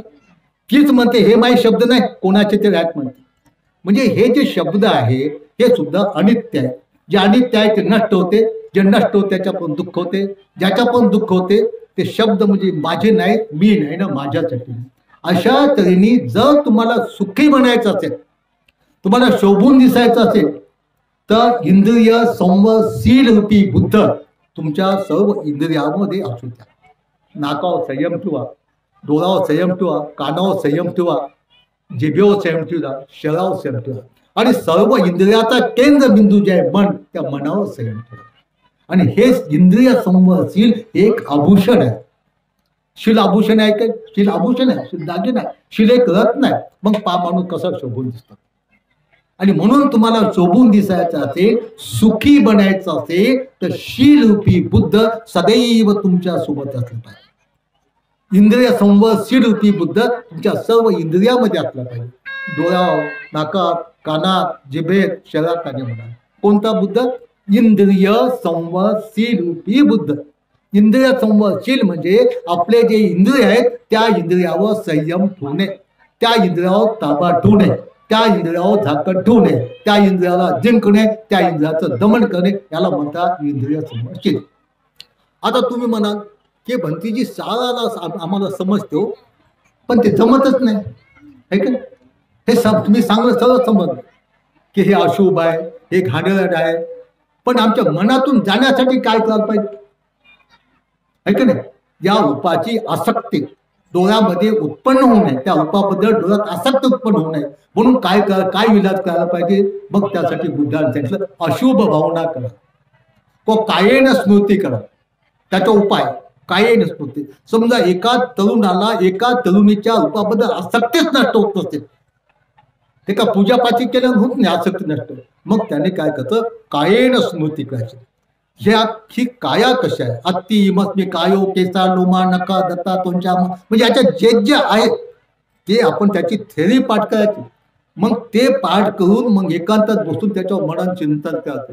हे केस कसे आहेत, कोण्या दिशेला आहे, त्याचा रंग कसा आहे, त्याचा आकार कसा आहे, ते शुभ आहेत का, अशुभ आहेत का, नित्य आहेत का, अनित्य आहेत का, असं त्याच्यावर मनन चिंतन करायचं. म्हणजे अशा या शरीरामध्ये जेवढ्या काही वस्तू आहेत त्याच्यावर मनन चिंतन करायचं. मग ते तुम्हाला असं तुमच्या डोळ्याला लावून समोर दिसते. लक्षात, डोळे लावल्यानंतर समोर दिसते, त्याच्यावर मनन चिंतन केलं. हे इकडचं हे दिसत नाही, मधलं दिसते. हे मधलं हे आतडे दिसतात, त्याच्यात फुफ्फुस दिसते, त्याच्यातला कलिजा दिसतात, त्याच्यातलं विष्ठा दिसते, त्याच्यातलं रक्त दिसते, त्याच्यातलं पूर दिसते. आणि हे सर्व समोर दिसल्यानंतर कोणी म्हणेल का माझं, समजा आपण संडास करतो तो गू दिसतो पडलेला, म्हणतात का याच्यावर मावप्रेम आहे, याला कोर्टानं घेऊ काय की, याचं चुंबन घेऊ काय की, म्हणतात का तुम्ही तसं? हे तुम्हाला दिसतं, तुम्ही त्याच्यावर मनन चिंतन आपल्या मधलंच आपणच डोळ लावून पाहायचं दिसते. आणि मग हे दिसल्यानंतर कोणत्याही रूपाबद्दल आसक्ती उत्पन्न होत नाही. आणि ही आसक्ती दुःखाचं कारण, ही कामवासना जन्माचं कारण. ते इहलोकी सुख ते साधं सोपं आहे, ते खाणं पिणं कपडे लते औषध हे तर साधं सोपं आहे. पण या इंद्रियशील रूपी बुद्धाच्या दर्शनानं, इंद्रियशील रूपी बुद्धाच्या मनन चिंतनानं, इंद्रियशील रूपी बुद्धाच्या अनुभूती झाल्यानंतर खरं निर्वाणाचं सुख मिळतं. त्याच्याची कामवासना नष्ट होते, कामवासना नष्ट झाली की भाववासना नष्ट होते, भाववासना नष्ट झाली की जन्माप्रती आसक्ती नष्ट होते, त्याला की जन्मच येत नाही, जन्म नाही तो दुःख नाही. किती सोपं आहे, पैसे लागत नाहीत आणि शोभवून दिसतो. बघा सारखं शोभून देतो, सारखं शोभून रात्रन देव शोभून देतो. काही बुद्ध एक रत्न आहे ना, आणि शील म्हणजे बुद्ध, सर्वोत्तम रत्न बुद्ध धम्मसंघ तीन सर्वात श्रेष्ठ रत्न आहे. आणि सर्वात श्रेष्ठ शील समाधी बुद्ध धम्मसंघ म्हणजे शील समाधी करतात. त्याला काय पैसे घ्यावं लागत नाही. हे एकदा तुम्हाला समजलं, मग तुम्ही कानात नाकात बेसर घालणार ना. काय आहे उपयोग, काय उपयोग, कशाला घालता? आपण काय करतोय आपल्याला माहित पाहिजे. आपण काय करतो हे आपल्याला माहित नसेल तर त्याला पागल म्हणतील ना. आम्हाला विचारा, सर्व आम्हाला विचार, तुम्ही डोक्याचं मुंडन का करता? आम्ही सांगतो, काशाय वस्त्र का घालता, एक वर्ष का खाता, काही आमच्या विनयातला आम्हाला विचार, त्याचं उत्तर तुम्हाला देतो. ते तुम्हाला नाही पटलं तर मग आम्हाला बघा. ते बुद्धाने सांगितलं ना, हे विनायकाच हे सोंग थोडंच आमचं ते आहे की नाही. आणि म्हणून आपण स्वतःच विचार करायचा की मी हे का करतो. कारण माणसाला शोभून दिसण्यासाठी शिलासारखं कोणत्याही प्रकारचं आभूषण नाही, कोणत्याही प्रकारचा अलंकार नाही, कोणत्याही प्रकारचा दाखविला नाही. आणि म्हणून आपण या धम्मामध्ये दीक्षित झाल्यानंतर आपण, बाबासाहेब म्हणाले होते, गढूळ पाण्यामध्ये शुद्ध पाणी मिसळू नका. गढूळ पाण्याच्या प्रवाहामध्ये शुद्ध पाण्याचा प्रवाह सोडला तर ते गढूळ पाणी त्या शुद्ध पाण्याच्या प्रवाहाला गढूळ. आपण सारी आपली मिसळायचं आहे की नाही, मिसळ सर्व मिसळ आपली, सर्व मिसळ आपली. का घालावं नाकात मिसळ, सांगा बघ तुम्ही, काय काम आहे त्याचं?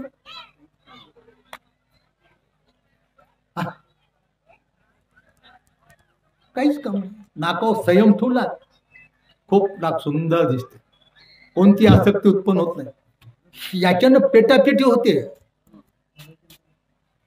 अला आता तुमची एवढी दिसना म्हणता होते, मोठी घाला बघ अशी सोन्याची.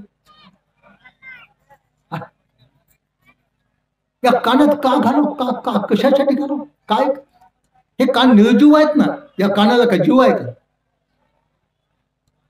कानातलं फुलही निर्जीव, कानही निर्जीव, त्याला काय समजत? त्या बाळूला माहित आहे का मी कानामध्ये आहो, कानाला माहित आहे की माझ्या कानात बारी आहे, काही. हे सर्व अज्ञान आहे. जर रात्रंदिवस तुम्हाला शोभून दिसायचं असेल, शील हे आभूषण आहे, शील हा दागिना आहे, शील हा अलंकार आहे. माणूस रात्रंदिवस शोभून दिसतो. बुद्ध एका ठिकाणी म्हणतात, दिवसा आकाशात सूर्य शोभून दिसतो, रात्री आकाशात चंद्रमा शोभून दिसतो. जेव्हा राजाच्या डोक्यावर राज मुकुट असतो तेव्हा तो राजा शोभून दिसतो. पण माझा श्रमण शील समाधीच्या प्रज्ञेने रात्रंदिवस शोभून दिसतो. आता ती आमची भिक्षू पहा आहे काय, तुमच्यापेक्षा किती सुंदर दिसायला. रात्रंदिवस झोपेतून उठल्या ती तशाच, तुम्ही तर झोपेतून असं सांगता आणि काहीच फायदा नाही. काय फायदा मला सांगा, काय फायदा? का त्याच्यात का जेवण कमी जाते? समजा डोक्याचं मुंडन केलं तर का जेवण कमी जाते? का ज्ञान प्राप्त करता येत नाही? उलट डोक्याचं मुंडन केली झोप चांगली लागते. आणि म्हणून हे गणित सालातून एकदा करतात मुंडन कोणी ना कोणी ते. भगवान बुद्धानं प्रत्येक शोधून काढलेलं आहे, असं नाही केलं पोते. हे भिक्षूचे शिव किती असावे, किती लांब, किती रुंद, कसं नेसावं हे बुद्धाने शिकवलं. त्या पद्धतीनं ते शिव आम्ही परिधान केलं तर बिलकुल आम्हाला चिलटे डसत नाही, मुंग्या डसत नाही. काय हे इतकं राहते, हे इतकं आणि हे इतकं राहते. तर एक एक भगवान बुद्धाने कोणत्याही प्रकारचं शोधून काढलंय, स्वतःच्या अनुभूतीतून काढलेलं आहे. आणि म्हणून तुम्हाला सुखी बनायचं असेल तर तुम्ही काय करा, इंद्रिय संवाद शीलरूपी बुद्धाचं ध्यान मनन चिंतन करा. का बुद्ध धम्म संघ हे 3 रत्न आहेत. बुद्ध धम्म संघ हे 3 रत्न आहेत. त्या 3 रत्नाच्या तोलामुलाचं एकही रत्न नाही. त्याच्यात मग शील, समाधी आणि पंथ हे 3 रत्न आहेत. आजच्या प्रसंगी तुम्हाला शिलाचं थोडक्यात महत्व सांग. इंद्रिय संवर्षण सखोल त्याचा अभ्यास करावा लागतो, मग ते काहीच होत नाही, विचलित होत. त्याचा मार्ग सांगितला भगवान. या रूपाबद्दल ज्याच्यात आसक्ती आहे त्या आसक्तीला नष्ट करण्यासाठी कोणत्या धम्माचं आचरण करावं हे बुद्धाने सांगितलं. त्याला कायेन स्मृती म्हणतात किंवा अशुभ भावना म्हणतात. कायेन स्मृती का अशुभ भावना, त्याच्यावर मनन चिंतन केलं तर रूपाबद्दलची आसक्ती नष्ट होते. आता त्याच्यानंतर मग दुसरं शील कोणतं आहे? प्रत्यय सनिश्चित शील. शील दुसऱ्या शीलाचा प्रकार कोणता? प्रत्यय सनिश्चित शील. आता प्रत्यय म्हणजे का? जीवन जगण्यासाठी 4 प्रत्ययाची आवश्यकता. एक भोजन, दुसरं कपडा, तिसरं निवास आणि चौथं औषध पाणी आणि पथ्य. हे 4 प्रत्यय आहे का ना? हे 4 प्रत्यय. भोजन हे शिलामध्ये मोडते, याला प्रत्यय सनिश्चित शील म्हणतात. तुम्हाला हे 25 तर याचं काहीच नाही. हे भोजन शिलामध्ये मोडते. कोणत्या शिला? प्रत्यय सनिश्चित शील. भगवान बुद्ध एका ठिकाणी काय म्हणतात? जगच्छा परमंग रोगा, भूक हा सर्वात मोठा रोग आहे हे बुद्ध म्हणाले. मग भूक हा सर्वात मोठा रोग आहे तर त्या भुकेच्या रोगाला नष्ट करण्यासाठी औषध कोणतं असलं पाहिजे? अन्न आहे का नाही? अन्न हे औषध आहे. भूक हा रोग आहे. जिभेची चटक म्हणून तुम्ही खाल्ली, जीभ पेटली का? अन्न हे औषध आहे ना.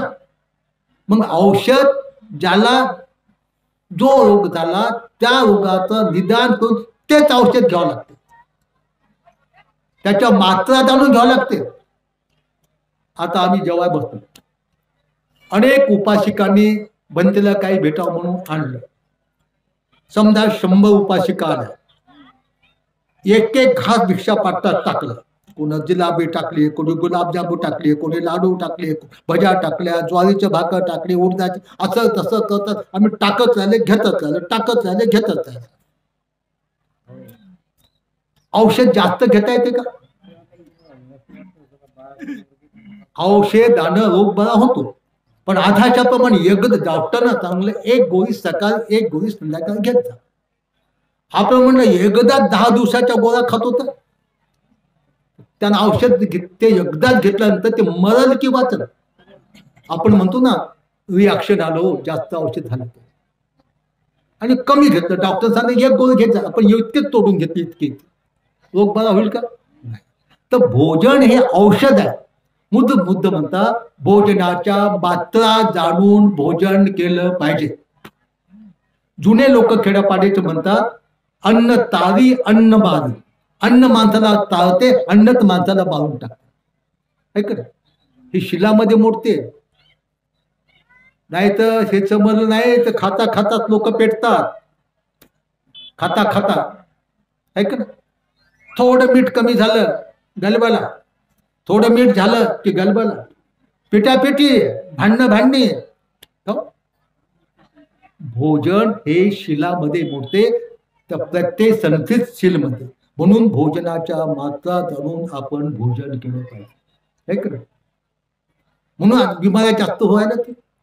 म्हणून तर भगवंतांनी सांगितलं बद्ध्याच्या अगोदर एक वेळ भोजन करा, बनती नाही. ऐक ना, प्रसन्न माणूस राहते, त्याला उल्हासित माणूस राहते, पचनक्रिया चांगली होते. ऐक ना, पण एक वेळ करा म्हणजे किती खाऊ नका ते बी. नाहीतर काय होते, या पोटाचे 4 भाग करा, निम्म्यात अन्न, एकात पाणी आणि चौथा भाग शिल्लक हवा. इथपर्यंत खाल्लं तर मग काय होईल, गोड झालं, स्वादिष्ट झालं, जबरदस्तीचं वाढलं, मग हवा कोणी कोण खेळ का. हे सारं बुद्धानं शिकवलेलं आहे. हे आपलं का बुद्धानं शिकवलं नाही असं काहीच नाही, त्यालाच तर बुद्ध म्हणतात. बुद्धाला समजून घेतलं. आता तुम्ही सामनेची दीक्षा घेतली ना, त्याच्यामध्ये 75 सेकी आहे. म्हणजे दैनंदिन जीवनात कसं वागावं, त्याच्यात जेवावं कसं, घास कसा बनवा, तोंडात कसा टाकावा, तो चावावा कसा, गिरावा कसा, हे शिकवलं. चालावं कसं, बसावं कसं, झोपावं कसं, एवढंच नाही, मुतावं कसं, हागावं कसं, हे बुद्धाने शिकवलं. नख कसे काढावे, केस किती काढावे. अरे ज्याने जन्म दिला ते मायबाप शिकवत नाही. एक बुद्ध चतित्व समुत्पाद सिद्धांत शिकवतो, एक बुद्ध निर्वाणाचा मार्ग शिकवतो, अनंत पदाचा मार्ग शिकवतो, आणि एक बुद्ध शिकवतो लघवी कशी करा. बौद्ध धर्म, मानव धर्म, मानव. मग माणसानं लघवी कशी करावी. आता एखादं तरुण पोरगा असते, माय बसली असते, ते तरुण पोरगा माय काम झाले माणसासारखा मुतना म्हणते. त्याची माय जिच्या पोटातून ते पडलं ती त्याला ढोराची उपमा देते. जेवावं कसं बुद्धाने शिकवलं, घास कसा बनवावा, किती बनवा, त्याच्यासोबत वरण कसं घ्यावं, घास बनवल्यानंतर तोंड कसं वाचावं, कसं उडावं, घास कसा टाकावा, कसा चावावा, कसा गिरावा, हे बुद्धाने शिकवलं.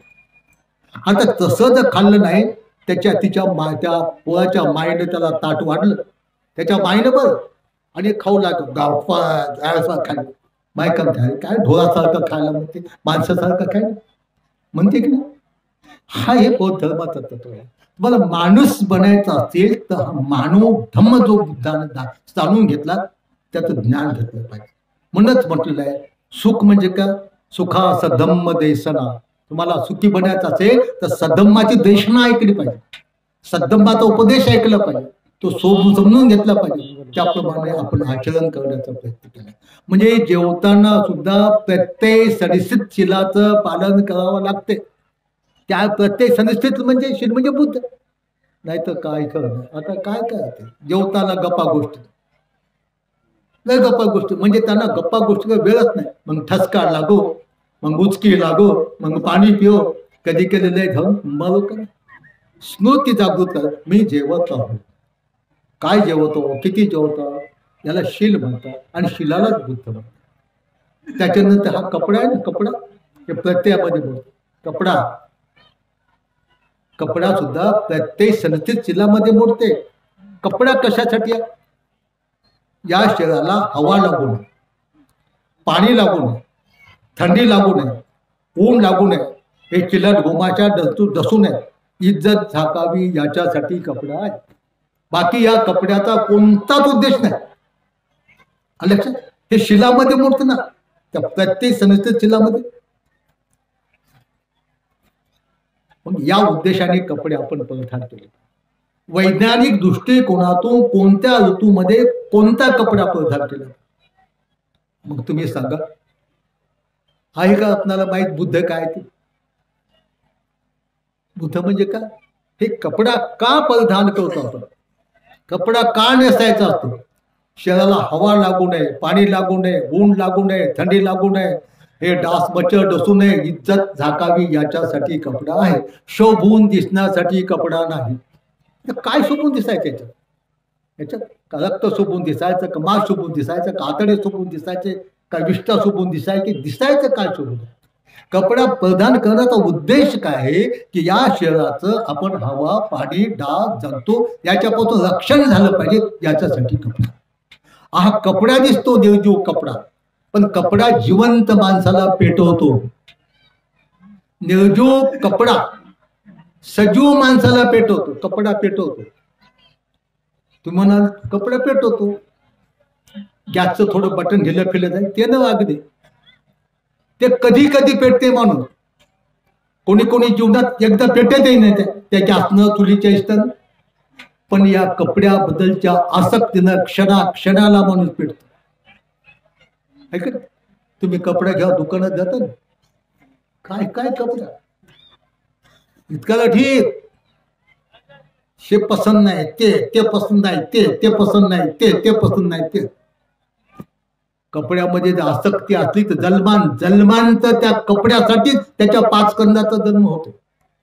आसक्ती आहे ना, ते कामतृष्णा आहे ना, या रंगाचा, त्या रंगाचा, त्या डिझाईनचा, या काठाचा, त्या पदराचा. कुठे आहे बुद्ध तुमच्याकडे? बुद्ध म्हणजे प्रत्यय सदस्थित चिन्ह, धम्म संघ म्हणजे प्रत्यय सदस्थित चिन्ह. या कपड्याचा हेतू काय, या कपड्याचा उद्देश काय हे समजून घेऊन त्या ऋतूमध्ये त्याप्रमाणे कपडा परिधान केला पाहिजे. आता कपडा अंग झाकण्यासाठी उलट झालं. पुरुष अंग झाकण्यासाठी कपडा वापरायचे. पहिल्याला ते अशी बनेत घालत ते फार कमी आहे, पण स्त्रियाचं कसं चालू आहे हे इतकं उघड्यात चालत. खेड्यात नाही, खेड्यात शहरातून खेड्यात आलं काय काय ते उघड्यात. आता येथे काय जसत नाही काय, पण दाखवण्यासाठी काय दाखव म्हणजे जबरदस्ती इष्टात पडायसाठी आपण चांगलं चांगलं घातलं पाहिजे. काय काय याच्यात दाखवायचं की येथून इकडं उघडत. येथे काही डसत नाही का, याला हवा लागत नाही, याला ऊन लागत नाही, याला थंडी लागत नाही. बाकी कोण काही करत. आपण बौद्ध आहोत. बौद्ध म्हणजे ज्ञानी माणसं. बौद्ध म्हणजे ज्ञानी माणसं, विचारवंत माणसं, विज्ञानावर प्रतिष्ठित झालेले माणसं. म्हणून आपण या प्रत्येक संस्कृतशीलाचं सुद्धा आपण काटेकोरपणे पालन करण्याचा प्रयत्न केला पाहिजे. म्हणजे मग आपल्यामध्ये त्या कपड्याबद्दल आसक्ती राहत नाही. आपल्यामध्ये आसक्ती राहते, पण जे पाहतात त्याच्यामध्ये आसक्ती होते. ऐकत काय पोरगी मस्तीचा कट चांगला म्हणते, पाहून ते साड्या पाहून, ते पॅन्ट पाहून, ते कोट पाहून काय बोलना, चालना, फिरना काही नाही. ऐकत बेचैन करतात फक्त माणसाला. तर याला म्हणतात बुद्ध, याला म्हणतात इंद्रिय संवर्षित, इंद्रिय प्रतिसंधित कपड्याला. जेवण शिलामध्ये मोडते, कपडा शिलामध्ये मोडते. निवासस्थान, राहण्याचं घर ते सुद्धा शिलामध्ये मोडते. त्याचा उद्देश काय, घराचा उद्देश काय, हवा लागू नये, पाणी लागू नये, थंडी लागू नये, ऊन लागू नये, सुरक्षित राहावं याच्यासाठी घर असते. पण दोघं नवरा बायकोन 2 लेकर, 5-5 मजले, बेचैन, झोप लागत नाही. वर खडखड केलं तर झोप उठते का, चोराला का म्हणते, ऐका म्हणते. तर अशा तऱ्हेनं हे जे शील आहे या शिलाला बुद्ध म्हणतात. म्हणून तुम्हाला जर सुखी बनायचं असेल तर हा शील रूपी बुद्ध सदैव आपल्यासोबत ठेवा. पंचशिलेचं पालन करा, अष्टशिलेचं पालन करा. आता अष्टशील काय उपास धरतो म्हणतात. कधी कधी आमच्या इथं उपासिका येतात, लांबून येतात. पौर्णिमेच्या दिवशी आम्हाला उपवास काय म्हणतात भंतीचे, आज दिवस निघेपर्यंत गाणे म्हणतात. आणि बुद्धाचेच गाणे. आणि एकेक म्हणतात नत्य गीत वादित सुखद माला गंध विलेपण धारण मंडनी भूषण ठाडा वेळमणी शिखा पदन साधा कसे काय. हा शोध चालला आपला, ऐक ना. याच्यासाठी काय करा, आपल्याला सुखी बनायचं असेल तर तुम्ही शील समाधी प्रज्ञारूपी बुद्ध आहे याचा अंगीकार करा, यातून परिधान करा. त्याचं मनन चिंतन करा. बुद्ध धम्म संघ हे 3 रत्न आहेत. याच्यासारखं कोणत्याही प्रकारचं रत्न नाही. म्हणून या 3 रत्नाला समजून घेऊ. बुद्ध म्हणजे काय, धम्म म्हणजे काय, संघ म्हणजे काय, या 3 रत्नाच्या गुणाला समजून घेऊ. त्या 3 रत्नाचे गुण तुम्ही सारखे त्या 3 रत्नाच्या गुणाचं ध्यान मनन चिंतन करा. आणि ते ध्यान मनन चिंतन करून काय होतं, मग ते सर्व काही 3 रत्नाचे गुण आपल्यामध्ये येतात. त्या 3 रत्नाचे गुण आपल्यामध्येच येतात. मग डोळ्यामध्ये, या डोळ्यानं तुम्ही डोळ्यावर संयम ठेवला तर मग याच्यात इंद्रिय संवादशील रूपी बुद्ध तुमच्या डोळ्यात आला, तुमच्या नाकात आला, जिभेत आला, कानात, चिरात, मन आला. ऐक नाही, मग संपूर्ण नाशिवंत शरीरात तुमचं कसं म्हणते शील समाधी प्रज्ञा निघतो. आणि शील समाधी प्रज्ञा म्हणजेच बुद्ध आहे. आणि हे सर्व सुखाचा मार्ग कोणता, तर शील समाधी प्रज्ञा रूपी बुद्धाची आपल्यामध्ये उत्पत्ती कर. आता कधी पाव माहिती बुद्ध कधी उत्पन्न होतील, पण शील समाधी प्रज्ञा रूपी बुद्ध वर्तमान काळातील बुद्ध आहे. बुद्ध म्हणतात ना, माझ्या महापरिनिर्वाणानंतर तुमचा बुद्ध मी ज्या धम्म विनयाचा उपदेश केला तो तुमचा बुद्ध आहे. म्हणून त्यांची पूजा करा, त्यांचं ध्यान करा, मनन करा, चिंतन करा. म्हणजे शील समाधी प्रज्ञा म्हणजे बुद्ध. शील म्हणजे काय तुम्हाला थोडक्यात सांगितलं. आता समाधी म्हणजे काय, आता काय समाधी, आमच्या इथं काही लोक येतात, काही लोक त्या म्हणते बुद्ध मी स्वप्नात आला आणि बिडी आवडतात. काय करा, आमच्या इथल्या 2 पोळाच्या दंडावर बुद्ध गोंडलेला आहे. या दंडावर या बुद्ध, आडानी माणूस आलं की हे बुद्ध बनवते ते. पा मी म्हणजे बुद्धाचा शिष्य म्हणतो, संद होते कुठं बुद्ध समजलं. आणि म्हणून बुद्ध म्हणजे काय, धम्म म्हणजे काय पहिल्यांदा समजून घ्या. का ते आपले शरणस्थान आहे, आपले ते श्रद्धास्थान आहे, आपले ते पूजास्थान आहे. आपले पूजास्थान, आपलं श्रद्धास्थान, आपलं शरणस्थानच जर आपल्याला समज नाही तर आपण पूजा कोणाची करायची, आपण शरण कोणाला द्यायचं, आपण ध्यान मनन कोणाचं करायचं. जर तेच आपल्याला समजलं नाही तर बुद्ध म्हणजे शील, बुद्ध म्हणजे समाधी, बुद्ध म्हणजे प्रज्ञा. हे अंतिम बुद्धाचं उपाय. मग ते सुरुवातीला सांगितलं ते सदतीत बोधिपाक्ष तू पण शेवटी म्हणजे शील समाधी प्रज्ञा, याला बुद्ध म्हणतात. आणि अशा प्रकारचा बुद्ध, अशा प्रकारच्या सुखाचा मार्ग, अशा प्रकारच्या दुःखाचा मार्ग समजून घेण्यासाठी मग काय पाहिजे. आता बुद्ध काय, धम्म काय, संघ काय, हे आपल्या सुखाचा मार्ग आहे, दुःखमुक्तीचा मार्ग आहे.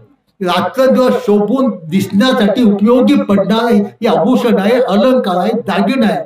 मग हे आपल्याला समजून घ्यावं लागेल की नाही, का ते आपोआप आपल्याला समजते का. आणि ते समजून घेण्यासाठी हे विहार असतात. लक्षात, विहार कशासाठी असतात. वर्तमान काळात बुद्ध धम्म संघ हे 3 रत्न समजून घेण्यासाठी, याचं ज्ञान होण्यासाठी, यांचं मनन चिंतन करण्यासाठी हे विहार असतात. हे की नाही. विहार म्हणजे काय, जिथे बुद्ध निवास करतो त्याला बुद्ध विहार म्हणतात. वर्तमान काळातील बुद्ध कोणता, शील समाधी प्रज्ञा. हे का, वर्तमान काळातील शील समाधी प्रज्ञा हा बुद्ध आहे. मग असा शील समाधी प्रज्ञारूपी बुद्ध समजून घेऊ, त्याला जाणून, त्याचं ध्यान मनन चिंतन करून आत्मसात करण्यासाठी हे विहार असतात. आता तुम्ही काही लोक म्हणतील मग या बुद्धाची काय गरज आहे, त्याला काय तो बुद्ध म्हणतात. हा, आता ते त्यांना हे रूपच नसतं, नाशिवंत, तर त्यांनी ध्यान केलं असतं का, केलं असतं का. आता समजा हा हात आहे, या हाताने खून केला तर काय म्हणतात, आता हात तोडा. बुद्धाच्या प्रत्येक भौतिक इंद्रियाने शील समाधी प्रज्ञेचं आचरण केलेलं आहे. आणि म्हणून त्याचे जे नाशिवंत जरी त्याच्या अस्थी असतील, नाशिवंत जरी त्याने उपभोगात आणलेल्या वस्तू असतील, त्या सुद्धा पूज्य मानल्या जातात. कारण त्याने कुशल कर्म केले, त्यांनी संपूर्ण जगाला दुःखातून मुक्त होण्यासाठी तो मार्ग शोधून काढलेला आहे. तो मार्ग देण्यासाठी ते सार त्याचे इंद्रिय अवयव ते राबलेले आहेत. आणि म्हणून भगवान बुद्धाची ह्या अस्थी, भगवंतांना उपयोगात आलेल्या वस्तू ह्या सुद्धा पूजनीय आहेत. म्हणून संपूर्ण विश्वामध्ये यलोकी परलोकी नागलोकी देवलोकी त्या बुद्धाच्या चैत्याची वंदना म्हटल्या जाते. आणि म्हणून बुद्ध विहारात आल्यानंतर आता तुमच्या इथं बुद्ध विहाराची निर्मिती होणार आहे. त्याची आपण त्याची आपण भूमिपूजन केलेलं आहे. आणि बुद्ध विहाराचं महत्व समजून घेऊ. बुद्ध विहाराचं काय महत्व आहे, बुद्ध विहार कशासाठी असते, बुद्ध विहारामध्ये गेल्यानंतर काय केलं पाहिजे याचं महत्व समजून घेऊ. आपण बुद्ध विहाराची निर्मिती करण्यासाठी आपण दान पारमितेचं पालन केलं पाहिजे.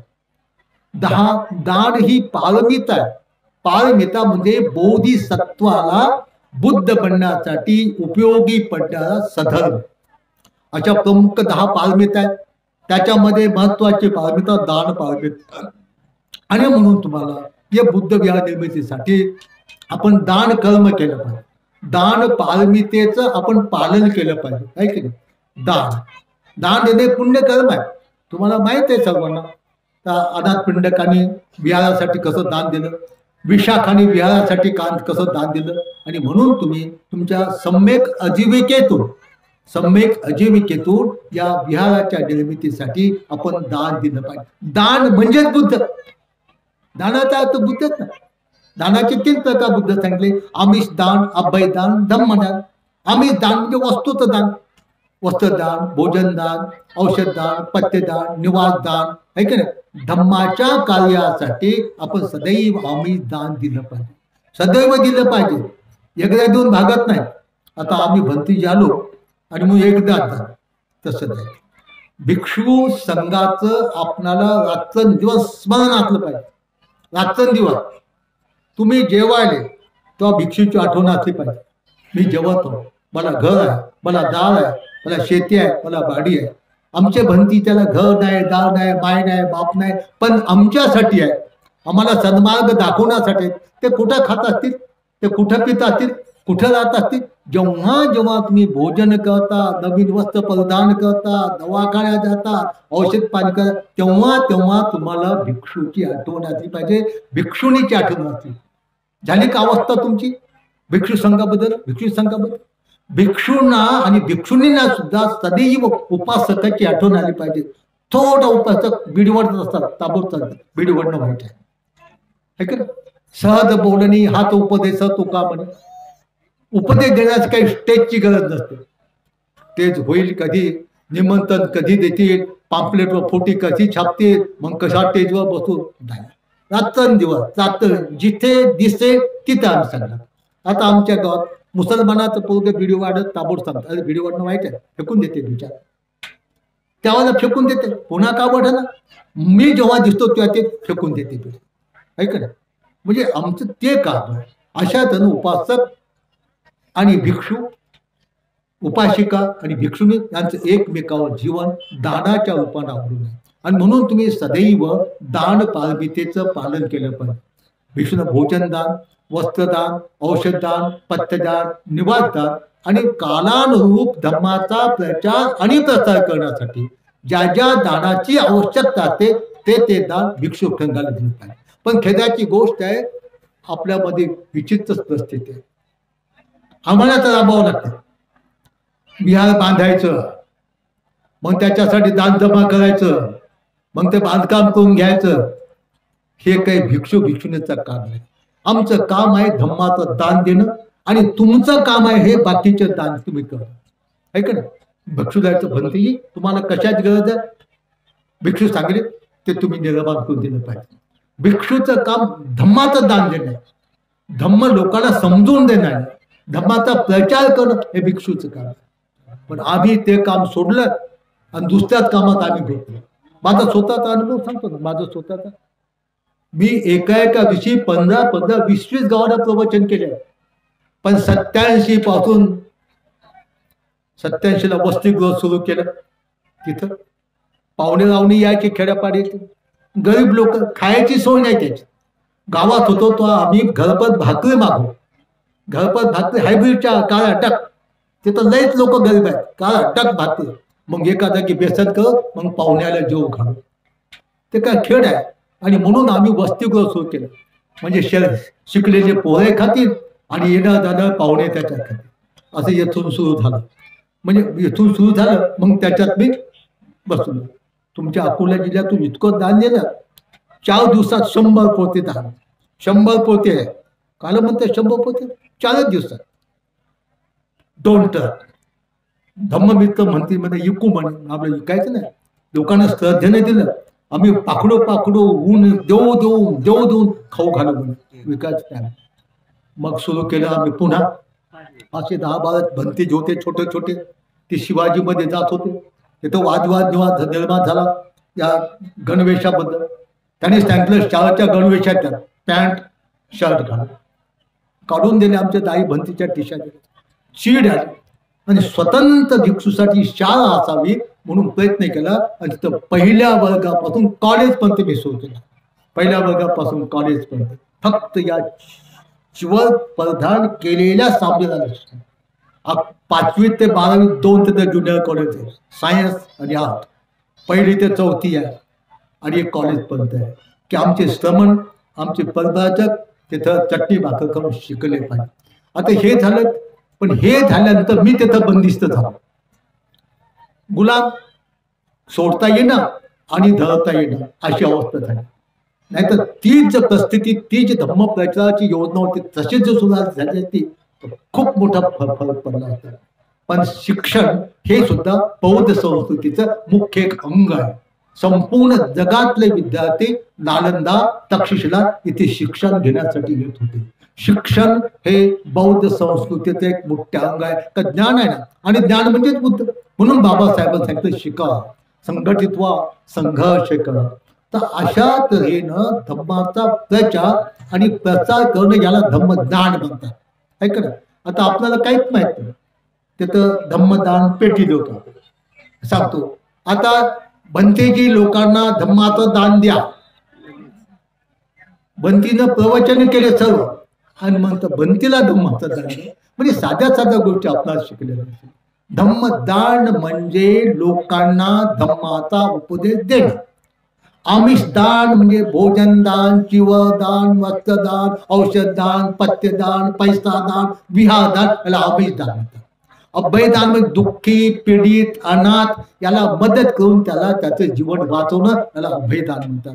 अशा प्रकारचे दानाचे 3 प्रकार आहेत. आणि सदैव आपण उपासक उपासिकांना या दानाचं पालन केलं पाहिजे. दान पारमितेचं पालन केलं काय पाहिजे. तर दानावर संपूर्ण धम्म प्रचाराचं कार्य अवलंबून आहे. उपासकांना अमिष दान दिलं पाहिजे. भिक्षू लोकांनी रात्रंदिवस उपासक उपासिकांना धम्माचं दान दिलं पाहिजे. तर अशा प्रकारचा दानाचं आपण पालन करण्याचा प्रयत्न केला पाहिजे. आता नव्यानेच्या ठिकाणी आपण बुद्ध विहाराच्या भूमिपूजनाचा कार्यक्रम केलेला आहे. आपण सर्वांनी या बुद्ध विहाराच्या निर्मितीसाठी आमिष दान, ज्यांना जशा प्रकारचं आमिष दान देता येईल तशा प्रकारचं आमिष दान देता येईल. बुद्ध विहाराची निर्मिती झाल्यानंतर मग प्रत्येक दिवशी त्या ठिकाणी तुम्हाला धम्मदान देण्यात येईल, धम्म शिकवण्यात येईल. तर त्या भिक्षूकडून धम्माचं ज्ञान देण्यात येईल, धम्माची शिकवणूक त्या ठिकाणी देण्यात येईल. का आमिष दान दिलं नाही तर धम्मदान कसं दिलं का. भगवंताने सांगितलं भूक सगळ्यात मोठा रोग आहे. ऐक ना, सुजातानं सिद्धार्थ गौतमाला खिरीचं दान दिलं नसतं तर कदाचित सिद्धार्थ गौतम मेले असते. जास्त रोग झाला, औषध भेटलं नाही. ऐक ना, म्हणून सुजातानं सिद्धार्थ गौतमाला खिरीचं दान दिलं. आणि म्हणून आज तुम्हाला इथे बसून धम्म ऐकता आला, मला इथे बसून धम्म समजवून देता आला. ऐक ना, आणि म्हणून भिक्षू संघाला दान देणं एक महान पुण्य आहे. ते किती पुण्य आहे शब्द सांगता येत नाही. ते कसं पुण्य आहे. आता समजा भिक्षूला तुम्ही भोजन दान देता. भूक हा रोग आहे, अन्न हे औषध आहे. तुम्ही भोजन दान भुकेने ग्रासलेला भंतीला भोजन दान. आता मी समजावं, खूप मी ज्ञानी आहो, पंडित आहो, वाटेल तसं आहे, पण 3 दिवसापासून उपाशीच आहो. मग इथं आल्यानंतर इथे हे लोक म्हणले भंतीचे आता 12 वाजले, आता 12च्या जेवतात बोलतात. आता 3 दिवसात उपाशी असल्यानंतर रोगाने ग्रासलेला माणूस बोलते का. बोलत का, बोलत नाही. तो किती ज्ञानी असू द्या, काही असू, बोलत नाही तो. आणि म्हणून हे भिक्षू संघाकडून जे धम्मदेशना दिल्या जाते, धम्माचा उपदेश दिला जाते, त्या उपदेश देण्यासाठी कारण निमित्त उपासकाकडून जे भोजन दान मिळते ते मिळते. आहे का नाही. आणि मग तुम्ही भोजन दान भिक्षूला देता. भिक्षूला भोजनाचा रोग होतो तो मिटतो, भिक्षू निरोगी बनतो आणि निरोगी बनल्यानंतर भिक्षू तुम्हाला धम्म शिकवतो. आणि धम्म शिकवताना जे कोणी खुनी असेल ते खून केल्यानंतर कोणती गती मिळते समजून घेतो, चोरी केल्यानंतर कोणत्या दुर्गतीला जाता येईल हे समजून घेतो, आणि मग जे खून करतो ते खून करणं सोडून देतो, चोरी करतो ते चोरी करणं सोडून देतो, व्यभिचार करतो तो व्यभिचार करणं सोडून देतो, दारू पितो तो दारू पिणं सोडून देतो. तेव्हा भिक्षूने दिलेल्या उपदेशाला ऐकून, भिक्षूने दिलेल्या उपदेशाला समजून घेऊन तो मग पंचशिलेचं पालन करतो. चोरी करणारा चोरी करून सोडतो, चोरी करणारा चोरी करणं सोडून देतो. मग त्याच्याकडून जे लोकांच्या धनाची हानी होत होती ते धन वाचते की नाही. प्राण्याची हिंसा करणारा प्राण्याची हिंसा करणं सोडून देतो, म्हणजे त्याच्याकडून जे प्राण्याची हिंसा होत होती त्या प्राण्याला जीवदान मिळाले की नाही. म्हणजे तुम्ही जरी भिक्षू संघाला भोजनदान, वस्त्रदान, औषधदान, पथ्यदान देत असाल तर त्याचं रूपांतर धम्मदानामध्ये होते. आणि धम्मदानाचं रूपांतर प्राण्याला जीवदान, प्राण्याला ज्ञानदान, प्राण्याला इज्जतीचं दान, प्राण्याला आयुष्याचं ज्ञान, प्राण्याला बुद्धीचं ज्ञान होते. आणि त्याचं पुण्य मग दान देणाऱ्या उपासक उपासिकेला मिळतं. केव्हा तुम्ही भिक्षूला भोजन दान देता असं नाही का त्या भोजन दानाचं रूपांतर धम्मदानामध्ये होतं. आणि धम्मदानाचं रूपांतर जीवदानामध्ये, धनदानामध्ये, इतर दानामध्ये, आयुष्य दानामध्ये, आरोग्य दानामध्ये होते. आणि याचं पुण्य मग त्या दायकांना मिळत असते, त्या दायकांना मिळत असते. आणि म्हणून तुम्ही सदैव भिक्षू संघाला भोजनदान, वस्त्रदान, औषधदान, पथ्यदान आणि धम्म प्रचार कार्यासाठी त्या कालानुरूप ज्या यंत्रणेची गोष्ट असते ती यंत्रणा निर्माण करण्यासाठी आपण सदैव दान दिलं पाहिजे. त्याद्वारे तो आपला सुख, शांती, समाधान आपल्याला मिळेल. तर अशा तऱ्हेनं तुम्हाला थोडक्यामध्ये बुद्ध धम्मसंघ हे 3 रत्न आहेत. आणि बुद्ध संघ धम्मसंघ म्हणजे दुसरं तिसरं काही नको, शील, समाधी, प्रज्ञा. संक्षिप्त रूपामध्ये तुम्हाला शील म्हणजे काय मी थोडक्यात सांगितलंय. समाधीकडे काही बोलू नाही. समाधी म्हणजे काय, समाधी साधा सोपा अर्थ आहे विकार मुक्त मनाची एकाग्रता. ज्या मनात कोणते विकार नाहीत, राग नाही, द्वेष नाही, लोभ नाही, मोह, अशा मनाची एकाग्रता याला समाधी म्हणतात. आणि प्रज्ञा म्हणजे काय, प्रज्ञा म्हणजे की ज्या ज्ञानातून अनित्य, अनात्म, दुःख याचा बोध होऊन सर्व संयोजनाचा नाश केला जातो त्याला प्रज्ञा म्हणतात. आणि या शील समाधी प्रज्ञेला बुद्ध म्हणतात, शील समाधी प्रज्ञेला धम्म म्हणतात, शील समाधी प्रज्ञेला प्रज्ञा म्हणतात. आणि म्हणून सदैव तुम्ही शील समाधी प्रज्ञा रूपे धम्माचं ध्यान, मनन, चिंतन करत जा. नेहमी विहारामध्ये जात जा, विहारात जाऊन धम्म ज्ञान घेत जा, धम्म समजून घेत जा. समजून घेतल्या धम्माचं आचरण करा आणि जीवनामध्ये सुखी व्हा. या संबंधी अधिक न बोलता आपण आतापर्यंत श्रद्धायुक्त चित्ताने भगवंताचा धम्म थोडक्यामध्ये त्रिरत्न म्हणजे काय आहे, सुखाचा मार्ग काय हे आपण समजून घेतला, जाणून घेतला. त्याप्रमाणे आचरण करा आणि आपल्या जीवनामध्ये सुखी बना. ही मी शुभकामना व्यक्त करून छोटीशी माझी धम्मदेशना समाप्त करतो. भवतु सबमंगलम, सर्वांचं कल्याण.